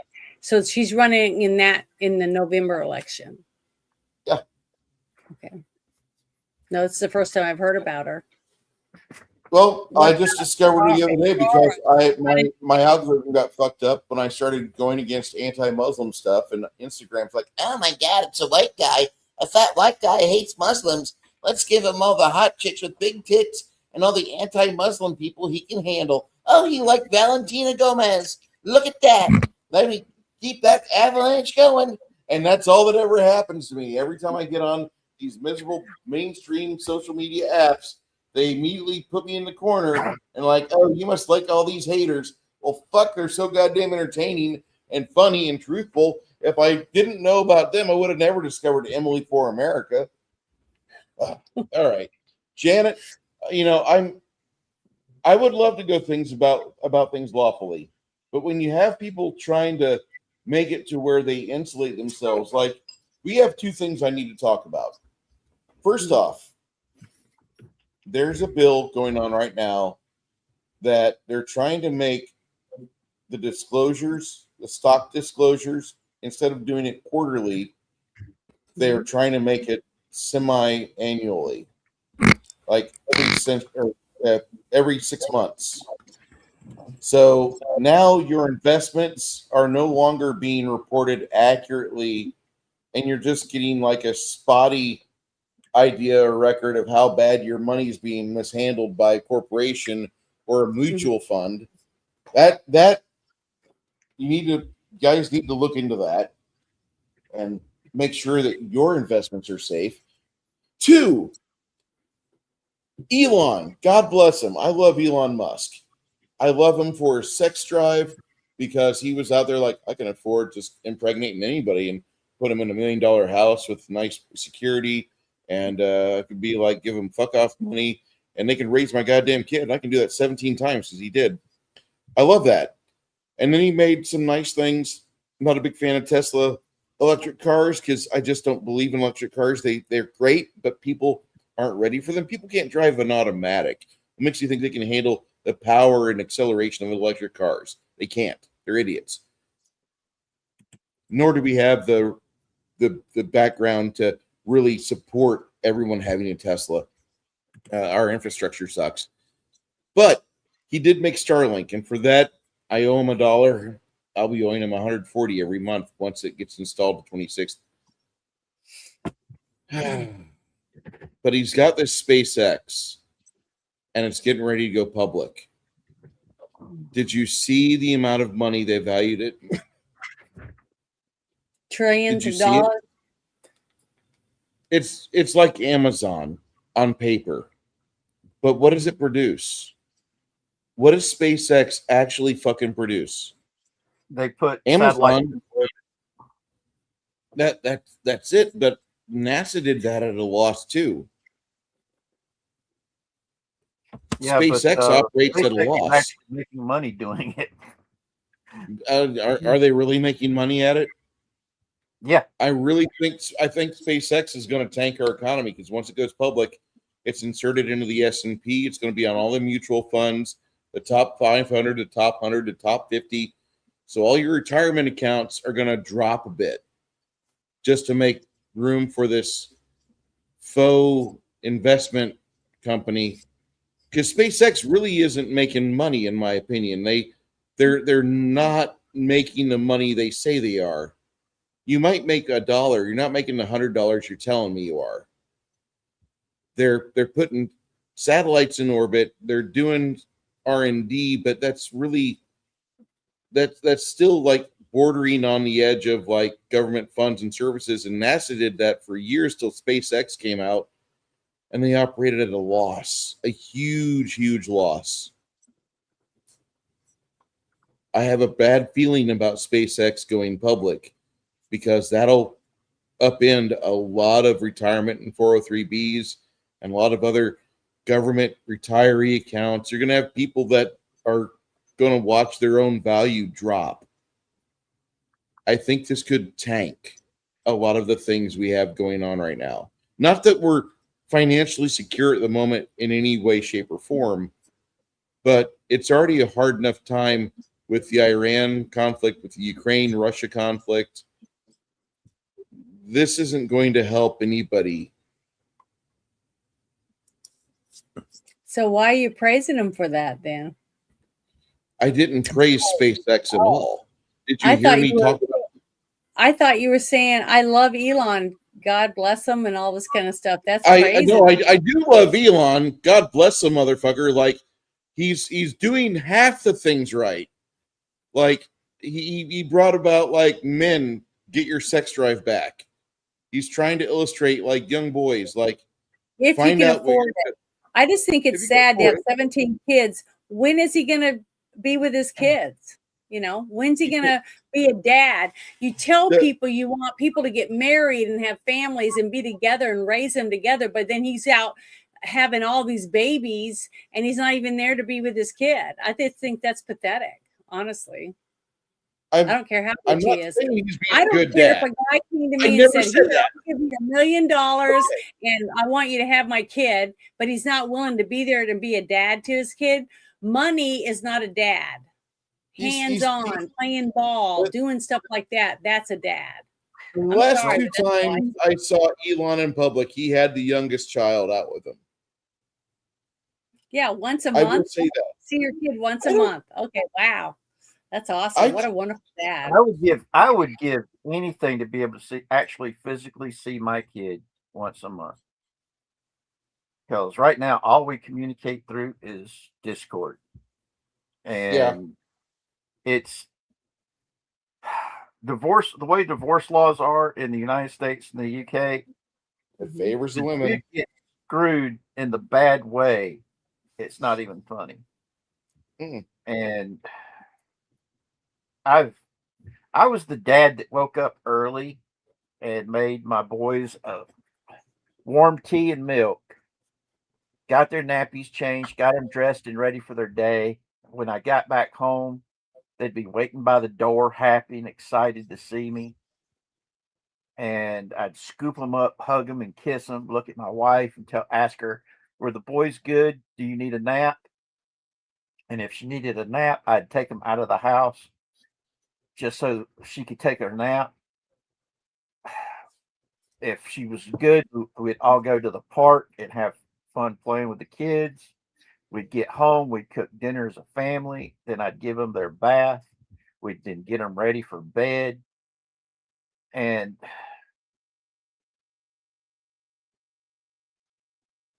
the only time in my life I was truly happy was being a dad. And because that's all I really ever wanted in life was to be a husband and father. And not to be able to do that, having my kids in the UK where I can't have anything to do with them, can't see them, can't talk to them. And the fact things have been going on in the UK, the craziness that's over there, if they say something that somebody don't like, they could go to jail. All that stuff has got fucks of your head all up. the pain I live with, there is no pain on earth that compares to being a parent and not being able to be in your kid's life. I would not wish this pain on anybody. I have said this before. I have contemplated airing out my skull more times than I care to count because of how much it hurts not being in my kids' lives.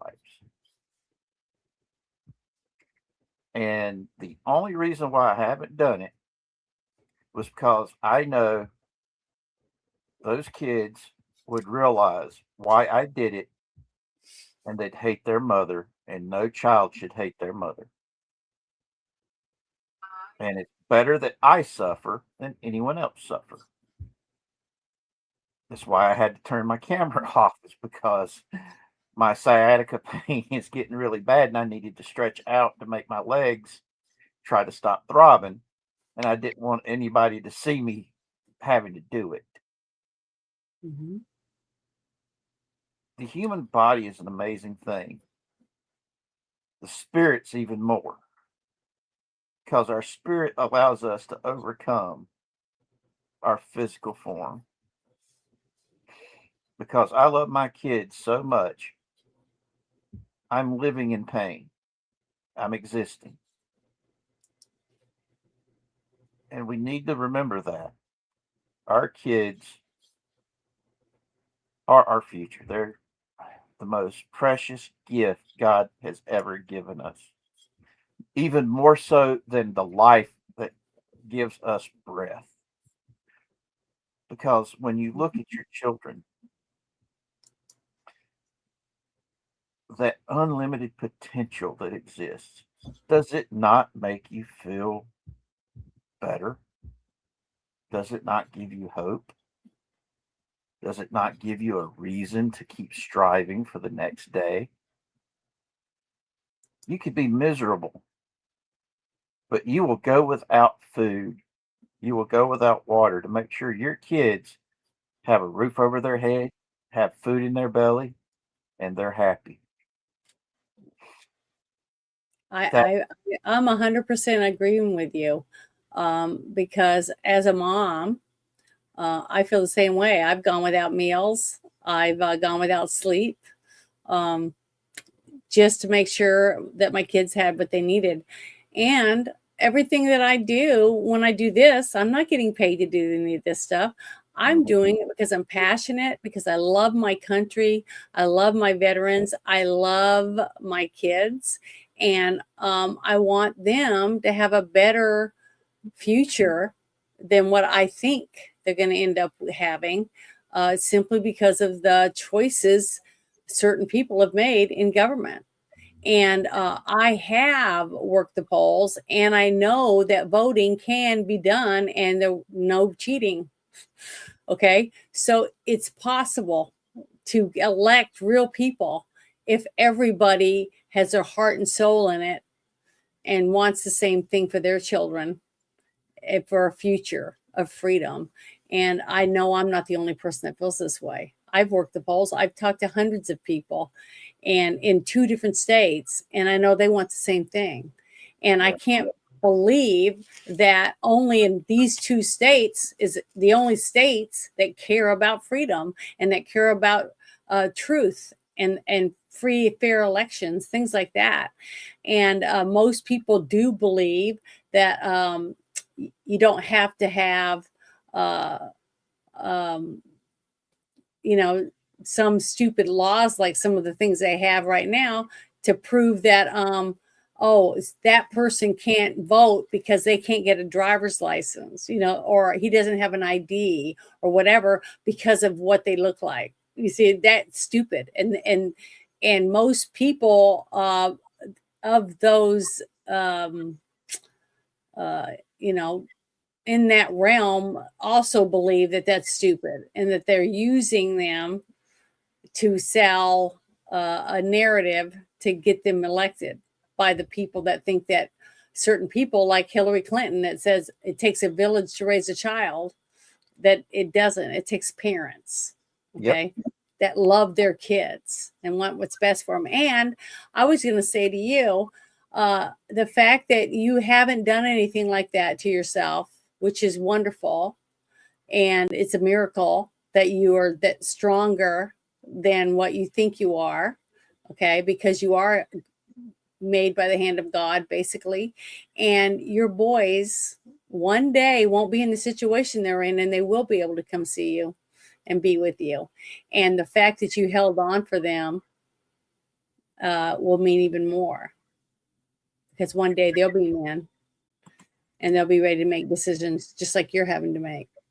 And hopefully you'll be there for them. You know, I'm still here. I'm existing. It'll be worth it. That's why I tell people. Be like this. That's why I tell people. Richard. Yeah. I just said it's not going to be like this all the time, man. You're going through a bad spell because the kids are young. Once they turn into adults, things are going to be different. No, Zachary turns 19 this year. And I've begged him to come over, even just for a visit. And he doesn't want to come over because of all the anti-Trump propaganda is just really bad. And excuse me. And it's just a real pain in the butt. You know, you could always show him all the reels or shorts of Europeans coming over to America and discovering Buc-ee's and our fried chicken and our huge food portions and the yellow school bus and all the shit that they were going ape shit for this last week. Because that's next. That's coming up on Wednesday, because we're going to be talking about the World Cup and how all the Europeans are freaking out over everything that they've been told about America was lies. And that's something that we're really looking forward to doing. And if anybody wants to hop in on that panel, it's an open invite. That's why I call it the fireside chats. All I ask is grab some of the Kit Kats out of the bucket, because we got something like 8 tons left. And and no, I am not the one who stole the shipment of Kit I Kats. was going to ask you when you said you had 8 tons of Kit Kats. I'm like, you motherfucker. When it came out, when the news hit, I literally had to do an announcement saying, no matter what you think, I did not do it. This was not me this time. It wasn't me. And my friends were like going, especially my son says, wait, why are you telling us that? And I'm said, because this was my MO back in the day. And he's like, what? And I'm like, well, I don't know if it still happens, but in Virginia Beach, all of the tractor trailer trucks that was carrying beer and snack foods were no longer allowed to stop within viewing distance of any of the Navy bases because the week before paydays, whenever we would get really, really hungry and thirsty, well, we would swipe stuff right off the trucks. I mean, we're Navy. What do we do? Yeah. If there's nothing to break, if there's nothing to impregnate, if there's nothing to make dead, then we're gonna fucking steal shit.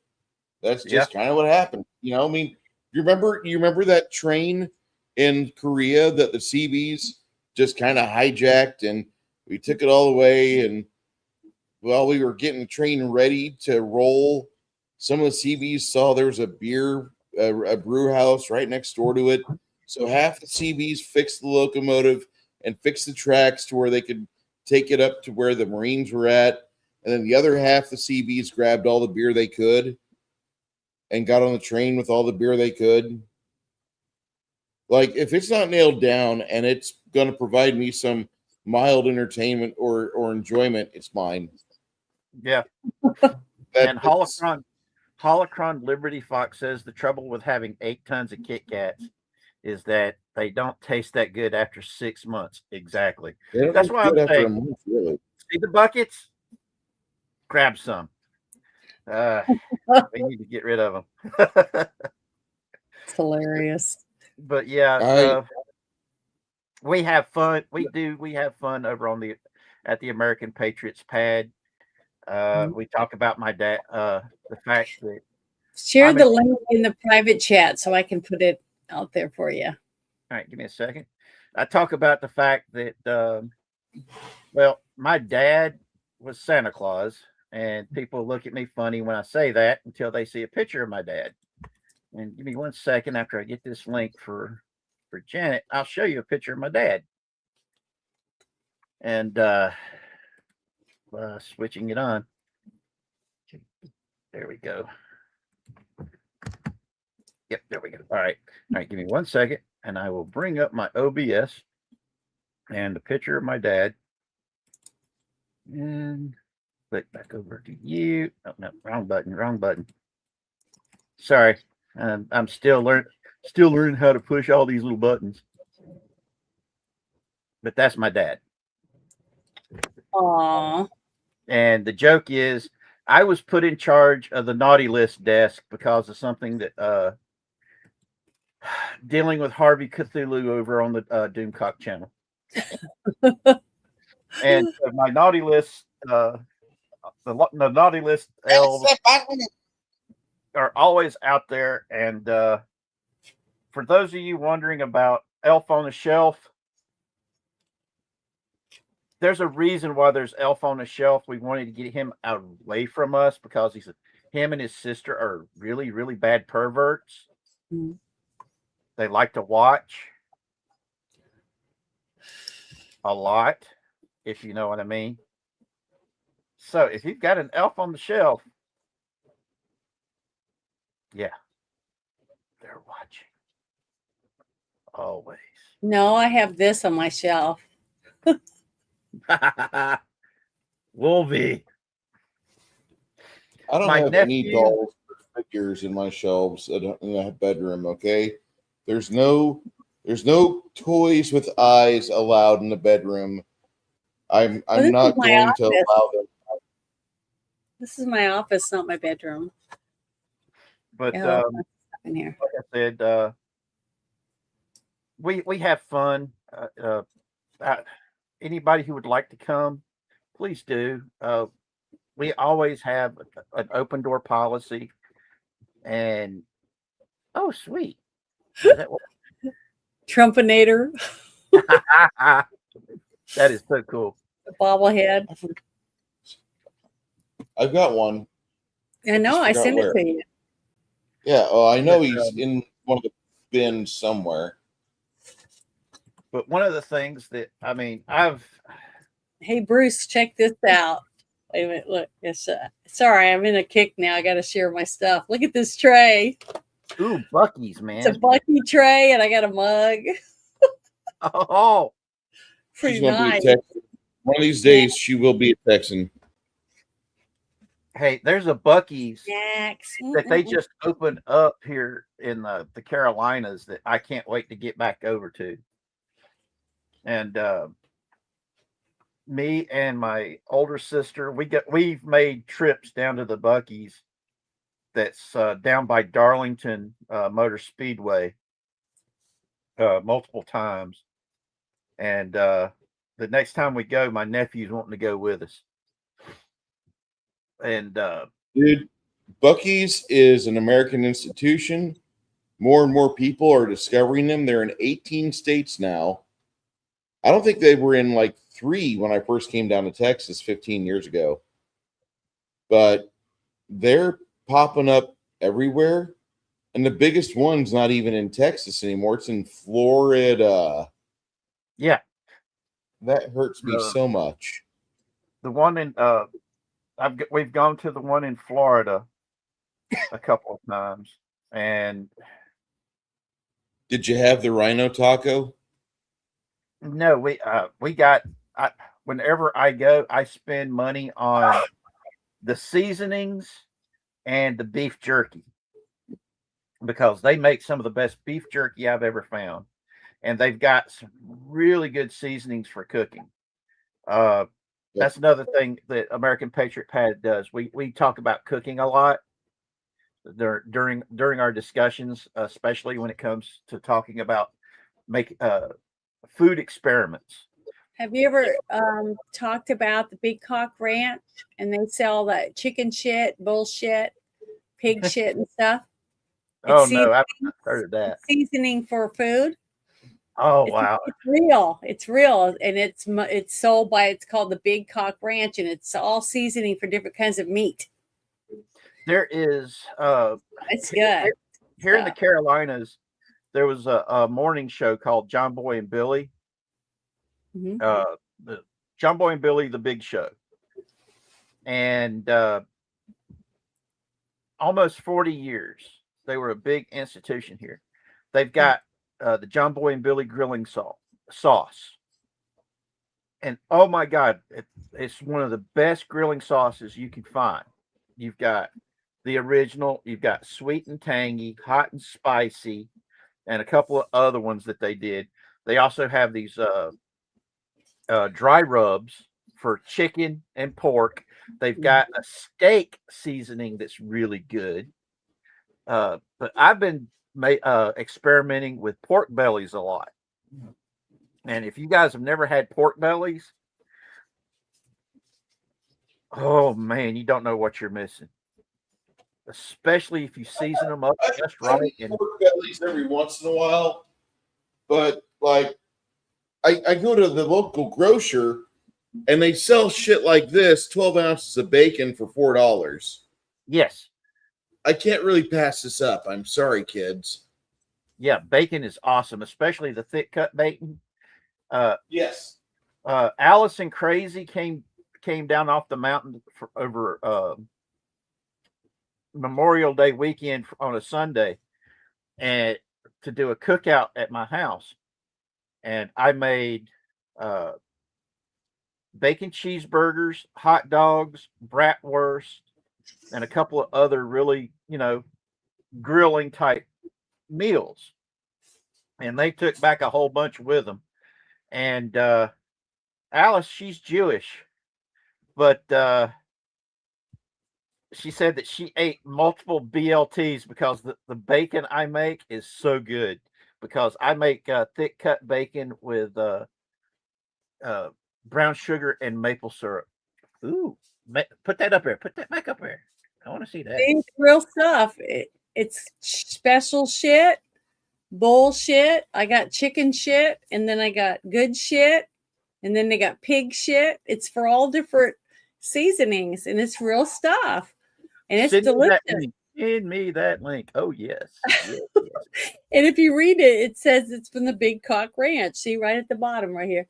See, Big Cock Ranch. Cool. And Holocron says pork belly is an important stock in the German kitchen. I have some in my freezer right now. What I do is I'll take Monterey and Montreal steak seasonings and use that on my my pork belly. Yeah.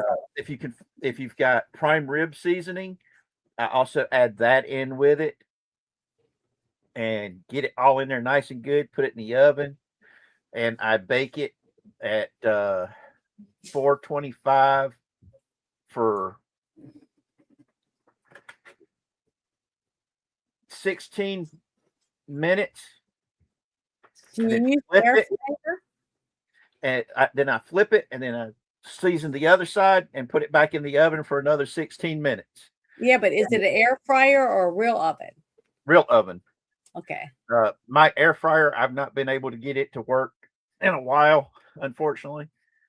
But I'll cook it that way, and then after I've taken that out, then I have to go pour out the grease that is in the bottom of the pan because I use a deep pan with a rack on it to make sure that the grease goes down and doesn't stay on the food, because there's a lot of fat in pork belly. But if you're gonna make like beans or something like that, pour that fat off into a container to where you can use it for your seasoning for your beans and stuff. Excelente. But then I add some of the John Boy and Billy grilling sauce to the like a steak sauce to the pork belly, and it turns out so good. And I recommend it. It's one of those pork belly is really good if you get it cut like at the thickness of bacon. Put your seasonings on it, put it in the oven, and let it crisp it just enough, like chips. Best appetizer you're ever going to put in your mouth. It's so good. And because my older sister, she's the one who does the grocery shopping for me since I can't go out. And I asked for pork belly, and she brought back pork belly that was all sliced like bacon. And I'm like, oh God, what am I going to do with this? And then I started experimenting with it, and I came up with the chips. And Well, that's where bacon comes from. It's basically pork belly. It depends on how you slice it. Yep. What you use it for.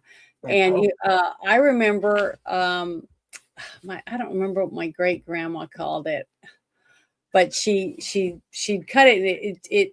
She'd cook it kind of like what pork rinds are. Yeah. Even though pork rinds isn't it the skin part? Okay, well, it's that way, but she would make it where she would put it in something and it would puff up more and be crunchy like that. So I remember her doing that, but she said it was pork belly. But I don't know how she cooked it that way. There's so many really good. There's just so many really good things to talk about cooking. And we, like I said, my channel, we like to share the stuff we love with others because we need more love in this world. And the only way we're going to make a positive change is by being that positive change. Well, I see a message from Ruben. He says he's really sleepy. Oh no. I'm sorry. Yeah, I'm tired. I am. I'm sorry. I've run my mouth way too much. I'm sorry. No, it was great. I loved it. It was fun. I remember how much fun I loved the groups when we first started out doing this. We had big groups, 4 or 5 people, and it's just a lot more fun. I really enjoy it that way. Good discussion, and back and forth, that kind of stuff. But I just want to say thank you to all of you for hanging out with me tonight. I really appreciate it. And everyone in the chat for hanging out. We had a really good, lively chat tonight. And that's good because good discussion is important for us to come up with ideas and answers for a lot of things that we need to do and to help get rid of frustrations also. Yeah. And make sure you guys buy yourselves a big wood chipper and you proudly have the nicest tomatoes in the city because you feed it regularly. Feed Chippy. Do it for your children. Keep it out in the front yard and they'll know who lives there, right? But anybody, I want you guys to go around starting with Richard and say a little bit about your channel. And I already shared your thing earlier in the link, but in the chat, your link in the chat, and give your information about your channel and let everybody know who you are so they can come see you. All right. I'm the American Patriot of the American Patriots Pad. We get together on Wednesday nights to do a fireside chat. We start at 1800 hours, 6 p.m. Eastern Standard Time. We go anywhere from an hour and a half to 2 hours. A couple of times we've gone to 3. Every now and again, we'll do deep dives on really serious topics. Like we just recently did a bricks and minifigs deep dive. We've done the Maduro yoinkening deep dive and an Iran deep dive to explain all the intricacies that we're not getting descriptions from the mainstream media. so people The can understand. it better. Maduro shit was great, man. That I woke up one day and I was reading about it, and they had done like 2 edits in the story, and the edits were 20 minutes apart. Mhm. And the final thing was they added a photo of Maduro masked being walked by a bunch of Spec Force guys to the plane. Yep, And, and- that was so good, you know. Well, the Like funny that- thing that- about Maduro was the fact that his personal security were not Venezuelans; they were all Cuban mercenaries. Yeah. I remember He did not that. trust he did not trust his own people to protect him, which is kind of smart because a lot of the people within his administration helped us go in and get him. What But was yeah. fun about that is last night we were talking about that, and I played a short that I found on TikTok, and it was a man giving an interview, and he does financial advice and stuff like that for really, really, really rich people. And he said he had 5 people in there with him, and they were all asking him this question he thought was so weird. It was like doomsday questions. You know, what happens when we have a collapse of society and money's worthless? So how do I keep my security to keep protecting me when money is not, when I can't give them money? What else is there I can work on so that I have something that these people will want to keep me protected when I don't have money? And they were talking about survival skills, you know, where to find food, how to keep a roof over your head, and all those different things. I thought it was pretty interesting because, you know, it's like I'm always saying, learn how to barter. You know, have people in your group that know how to sew and know how to make good beef jerky, you know, raise chickens or whatever the different things are, so that you have stuff to barter with to keep your little group with food and means, you know, all that stuff, you know, fishing, whatever it is that you can do. And I just thought it was a really interesting video because a lot of people don't even think about it. All you ever think is Bitcoin, money, money, money. But what happens when we don't have electricity? What happens when we don't have the grid? What happens when we don't have that anymore? How are you going to survive? Room and board. That's one of the biggest things. If when push comes to shove, if you've got a secure facility, you've got food, stocks, you've got fresh water, you've got security. People will die to protect it, especially if you've told them, told your security guys, see this safe place I've got, bring your family and keep it safe. There's a movie / TV show called Homestead on Angel Studios. Yeah, that's the premise of it. If you've never seen it, please do. It's really good. It's basically terrorists attacking the terrorists set off a nuke off San Diego, I think it was, and it triggers all kinds of stuff going on. And there was this rich multi-billionaire who got into survivalism and turned his entire estate into a self-sufficient ark. And the main characters, you got Neil McDonald. He's the billionaire, and then they've got several actors that I really enjoy who are ex-military special forces who are providing security for it. Yeah, go see it. It's really good.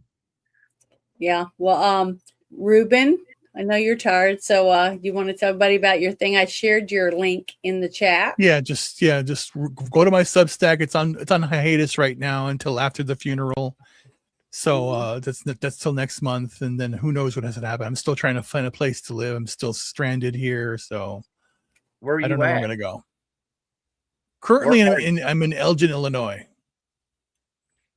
I don't want to be here anymore. I want to get out of here.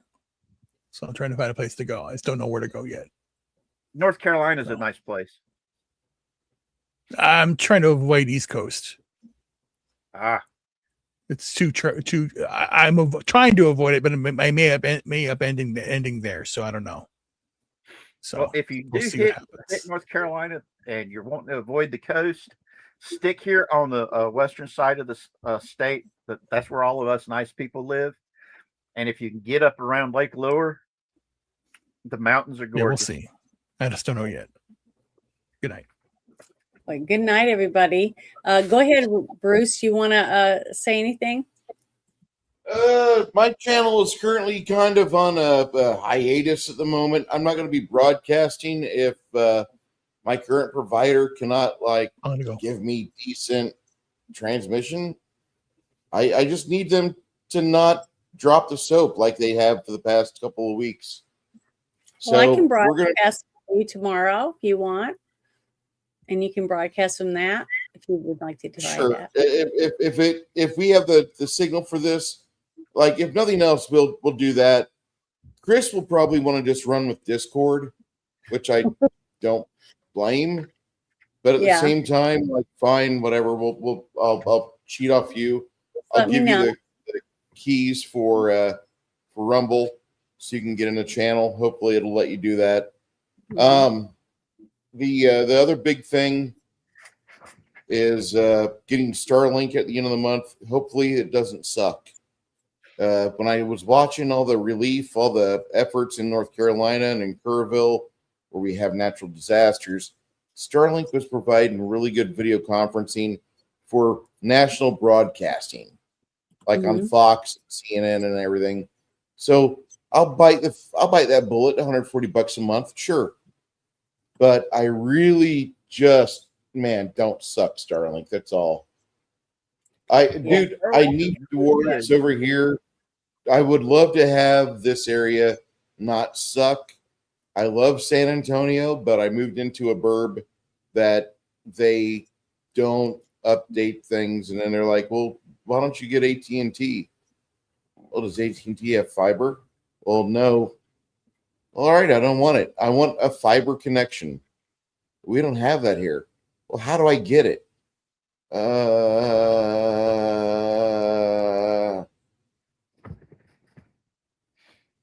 Yep.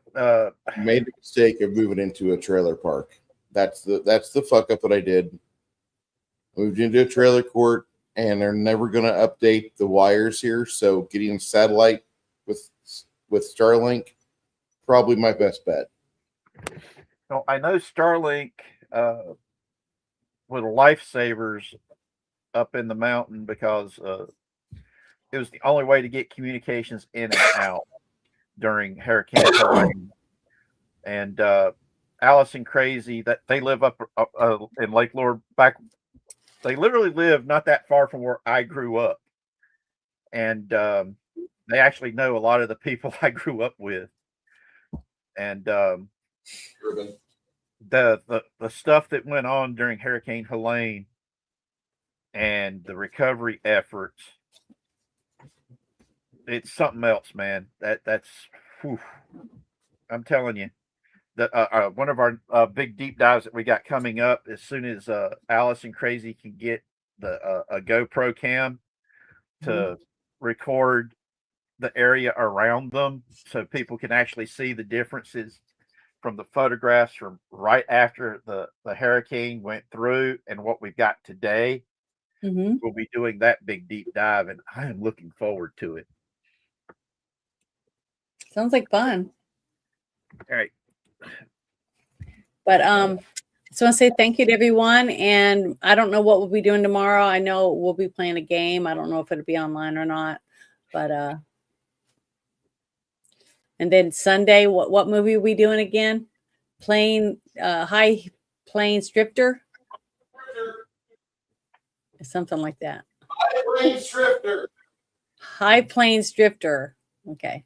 For a minute there, I thought it was going to be High Plains Stripper, and I was like, "Oh, I'll watch that with you." Well, I don't know. That's what I said. I haven't seen it. I don't think I've seen this one yet. I don't know. I'll have to wait until If it's High Plains Drifter, is that the Clint Eastwood one? Yeah, he's doing all Clint Eastwood. Is what he's on. He's on a Clint Eastwood kick right now.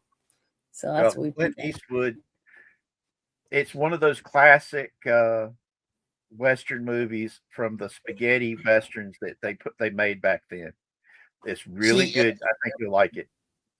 I watched Joe Kidd last week, and part of it was okay. There was some good stuff in it, but there was also some stuff in it that was a Clintism, where I think they only did things because it was Clint Eastwood.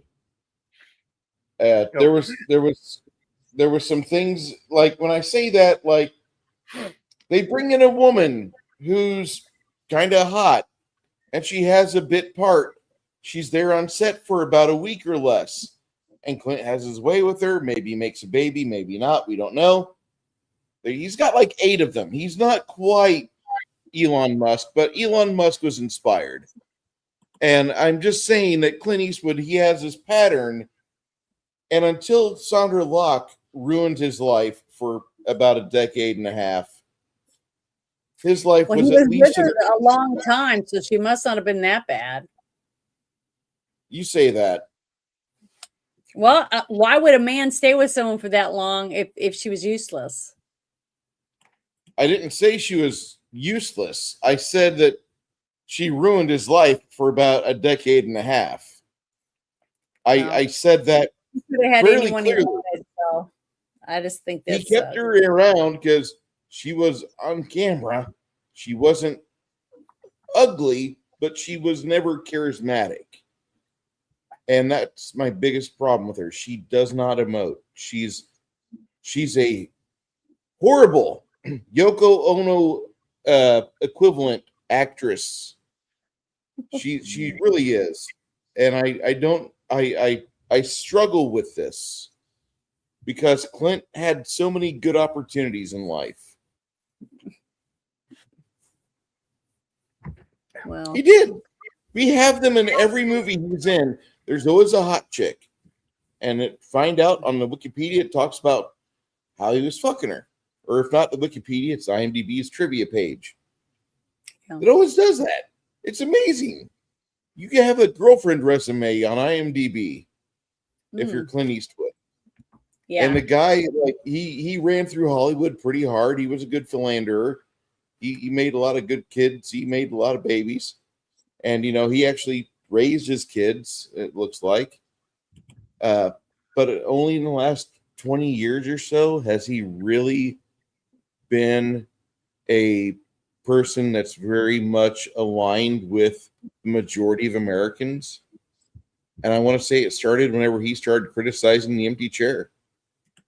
I thought that was brilliant. I would have never thought of it. But it was at that moment that myself and a bunch of other Gen Xers were like, hey, Clint Eastwood's not just a guy with a bunch of kids. Because that's how I knew him. He was in a bunch of movies with an orangutan. He did some cowboy films. And he was, of course, Dirty Harry.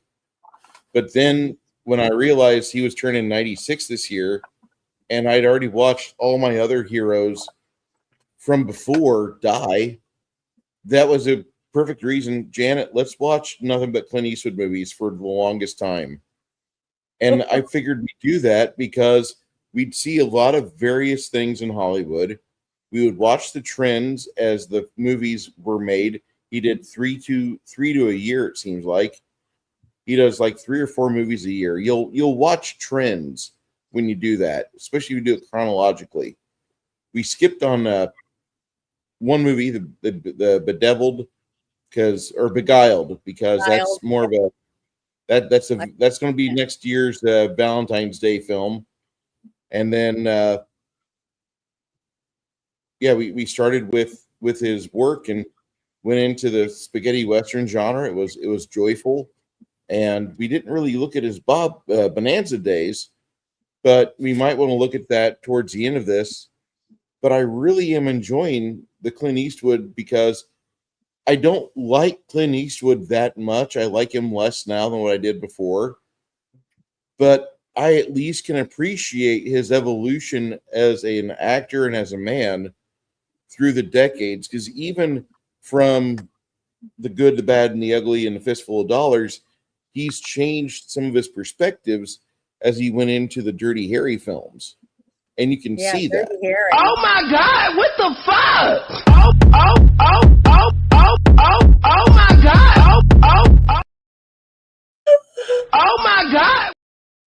Just kidding. That was from the Dirty Harry clip. Yeah. So I'm just saying that with all this, like, I love doing the Clint Eastwood stuff because we're taking a trip through time and really going into a deep dive on one guy's career because he's been in Hollywood longer than I've been alive. And what Yeah, better way than to except celebrate? one Go or ahead. two movies that I've picked to do. He doesn't really want to do those. Excuse Like me, Bridges Over Madison County. Janet, hold up. Hold up. I agreed to do Clint Eastwood films. Mhm. Even if, do I really want to watch Bridges in Madison County? No. Will I? Yes. Why will I do that? Well, I watched G.I. Jane, and I've watched some other stinkers. Hey, I watched Meat Train and some other crappy ones too. Midnight So Meat we're Train was even. awesome. It's a Clive Barker novella brought to life. It was good. Bradley Cooper, Brooke Shields. What do you not And I like thought about that it? same thing about, some of the movies I've chosen. I don't know why you didn't like Midnight Meat Train. It's not supposed to be I anything liked more that than one fight scene in the train. I thought that was Well, good. fuck yeah. That movie has a lot of good parts to it. You're just remembering one part specifically, but yeah, I get it. I mean, Midnight Meat Train is meant to be a popcorn film, a suspense movie with monsters at the end. It's really good at that. It's not meant to be a political thriller. Mm-mm. We're not watching it because it's Shakespeare. I did like it for the fact that you have Bradley Cooper when he's relatively unknown, and he played a really good part, I thought. Well, Bradley Brooke Shields. Cooper is a good actor that I really enjoy. Yeah. He did good in American Sniper. I really liked him in the first Hangover movie. I haven't seen the other two, but I've really dug his work. And when he was in Midnight Meat Train, when I first saw it years ago, I thought, wow, this movie's crazy. And then Lars and the Real Girl was way better. two totally different movies. And I would never have watched Lars and the Real Girl if it hadn't been for you insisting I watch it. And Just I One of the think Guys. That was a good one. that's not a bad movie. That's actually a fun movie. I would have never watched Lars and the Real Girl because I don't want to watch a movie about mental illness. Well, I liked it. It was good. The entire town had it, not just the guy who lost his mom. The It was a entire good town. movie. No, it was not. That movie, that's like Disclosure Day, where you go watch Disclosure Day, and the part you think is going to happen happens at the very end. And then on the way home, you're calling people up if you don't have people riding with you, and you're just talking about this movie. Lars and the Real Girl would do that because that's what you and I did. We talked about it, and I fumed about that movie before I Nicole even went on. Monty. That's another one. That's a good movie. You make it seem like so I don't these are like your movies choice. that I picked for us to watch, and I thought they were pretty good. I think I've done a pretty good job of movies that I've chosen. You think I don't like your film picks? I do. I just don't like a lot of your romantic film picks. Which ones are because romantic ones? Bad Girls. Okay. Bad Girls. They had gunfights and everything. All the stuff that you say, gunplay and whatever. And it had hot Had girls some in it. horrible fight choreography. The only redeeming part of that movie is at the very end, Mary Stuart Masterson actually got the life she wanted because she found a guy that was willing to put up with her bullshit. And it wasn't really like super bullshit, but every woman has this bag that's labeled bullshit, and they bring it everywhere they go. Mm-hmm. Like this, you mean? Yeah.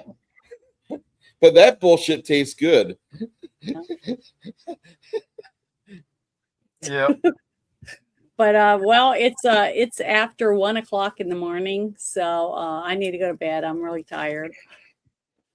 And Thank you, so one I and just all, want for to say showing thank up you to tonight. guys for hanging out with me. And I hope you guys like my my outro. It's one of the things that I talk about a lot, about helping kids and it's human trafficking, things like that.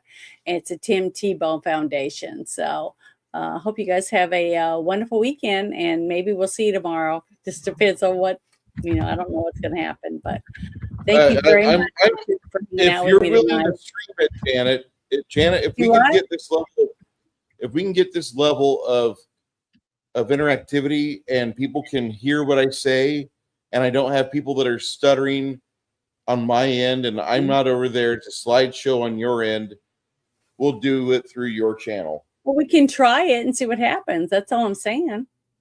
Yeah. I'm willing to do that because I'm going to be on your channel anyways. So what difference does it make? Which one does it, as long as it's able to go out? Yep. Okay. All right. Well, you guys have a wonderful night, and thank you very much. And see you guys later. All right, y'all be blessed now. God bless America. Boys and girls all over the world are being abused and tortured. The worst moments of these children's lives, they're being videotaped and they're being shared with other offenders all over the world. Many people would refer to this as CSAM, child sexual abuse material. They are suffering and they don't think that anyone is coming to help them. But we can. We can build that army and we can go get them. Come be a part of this team that is trying to push back this evil.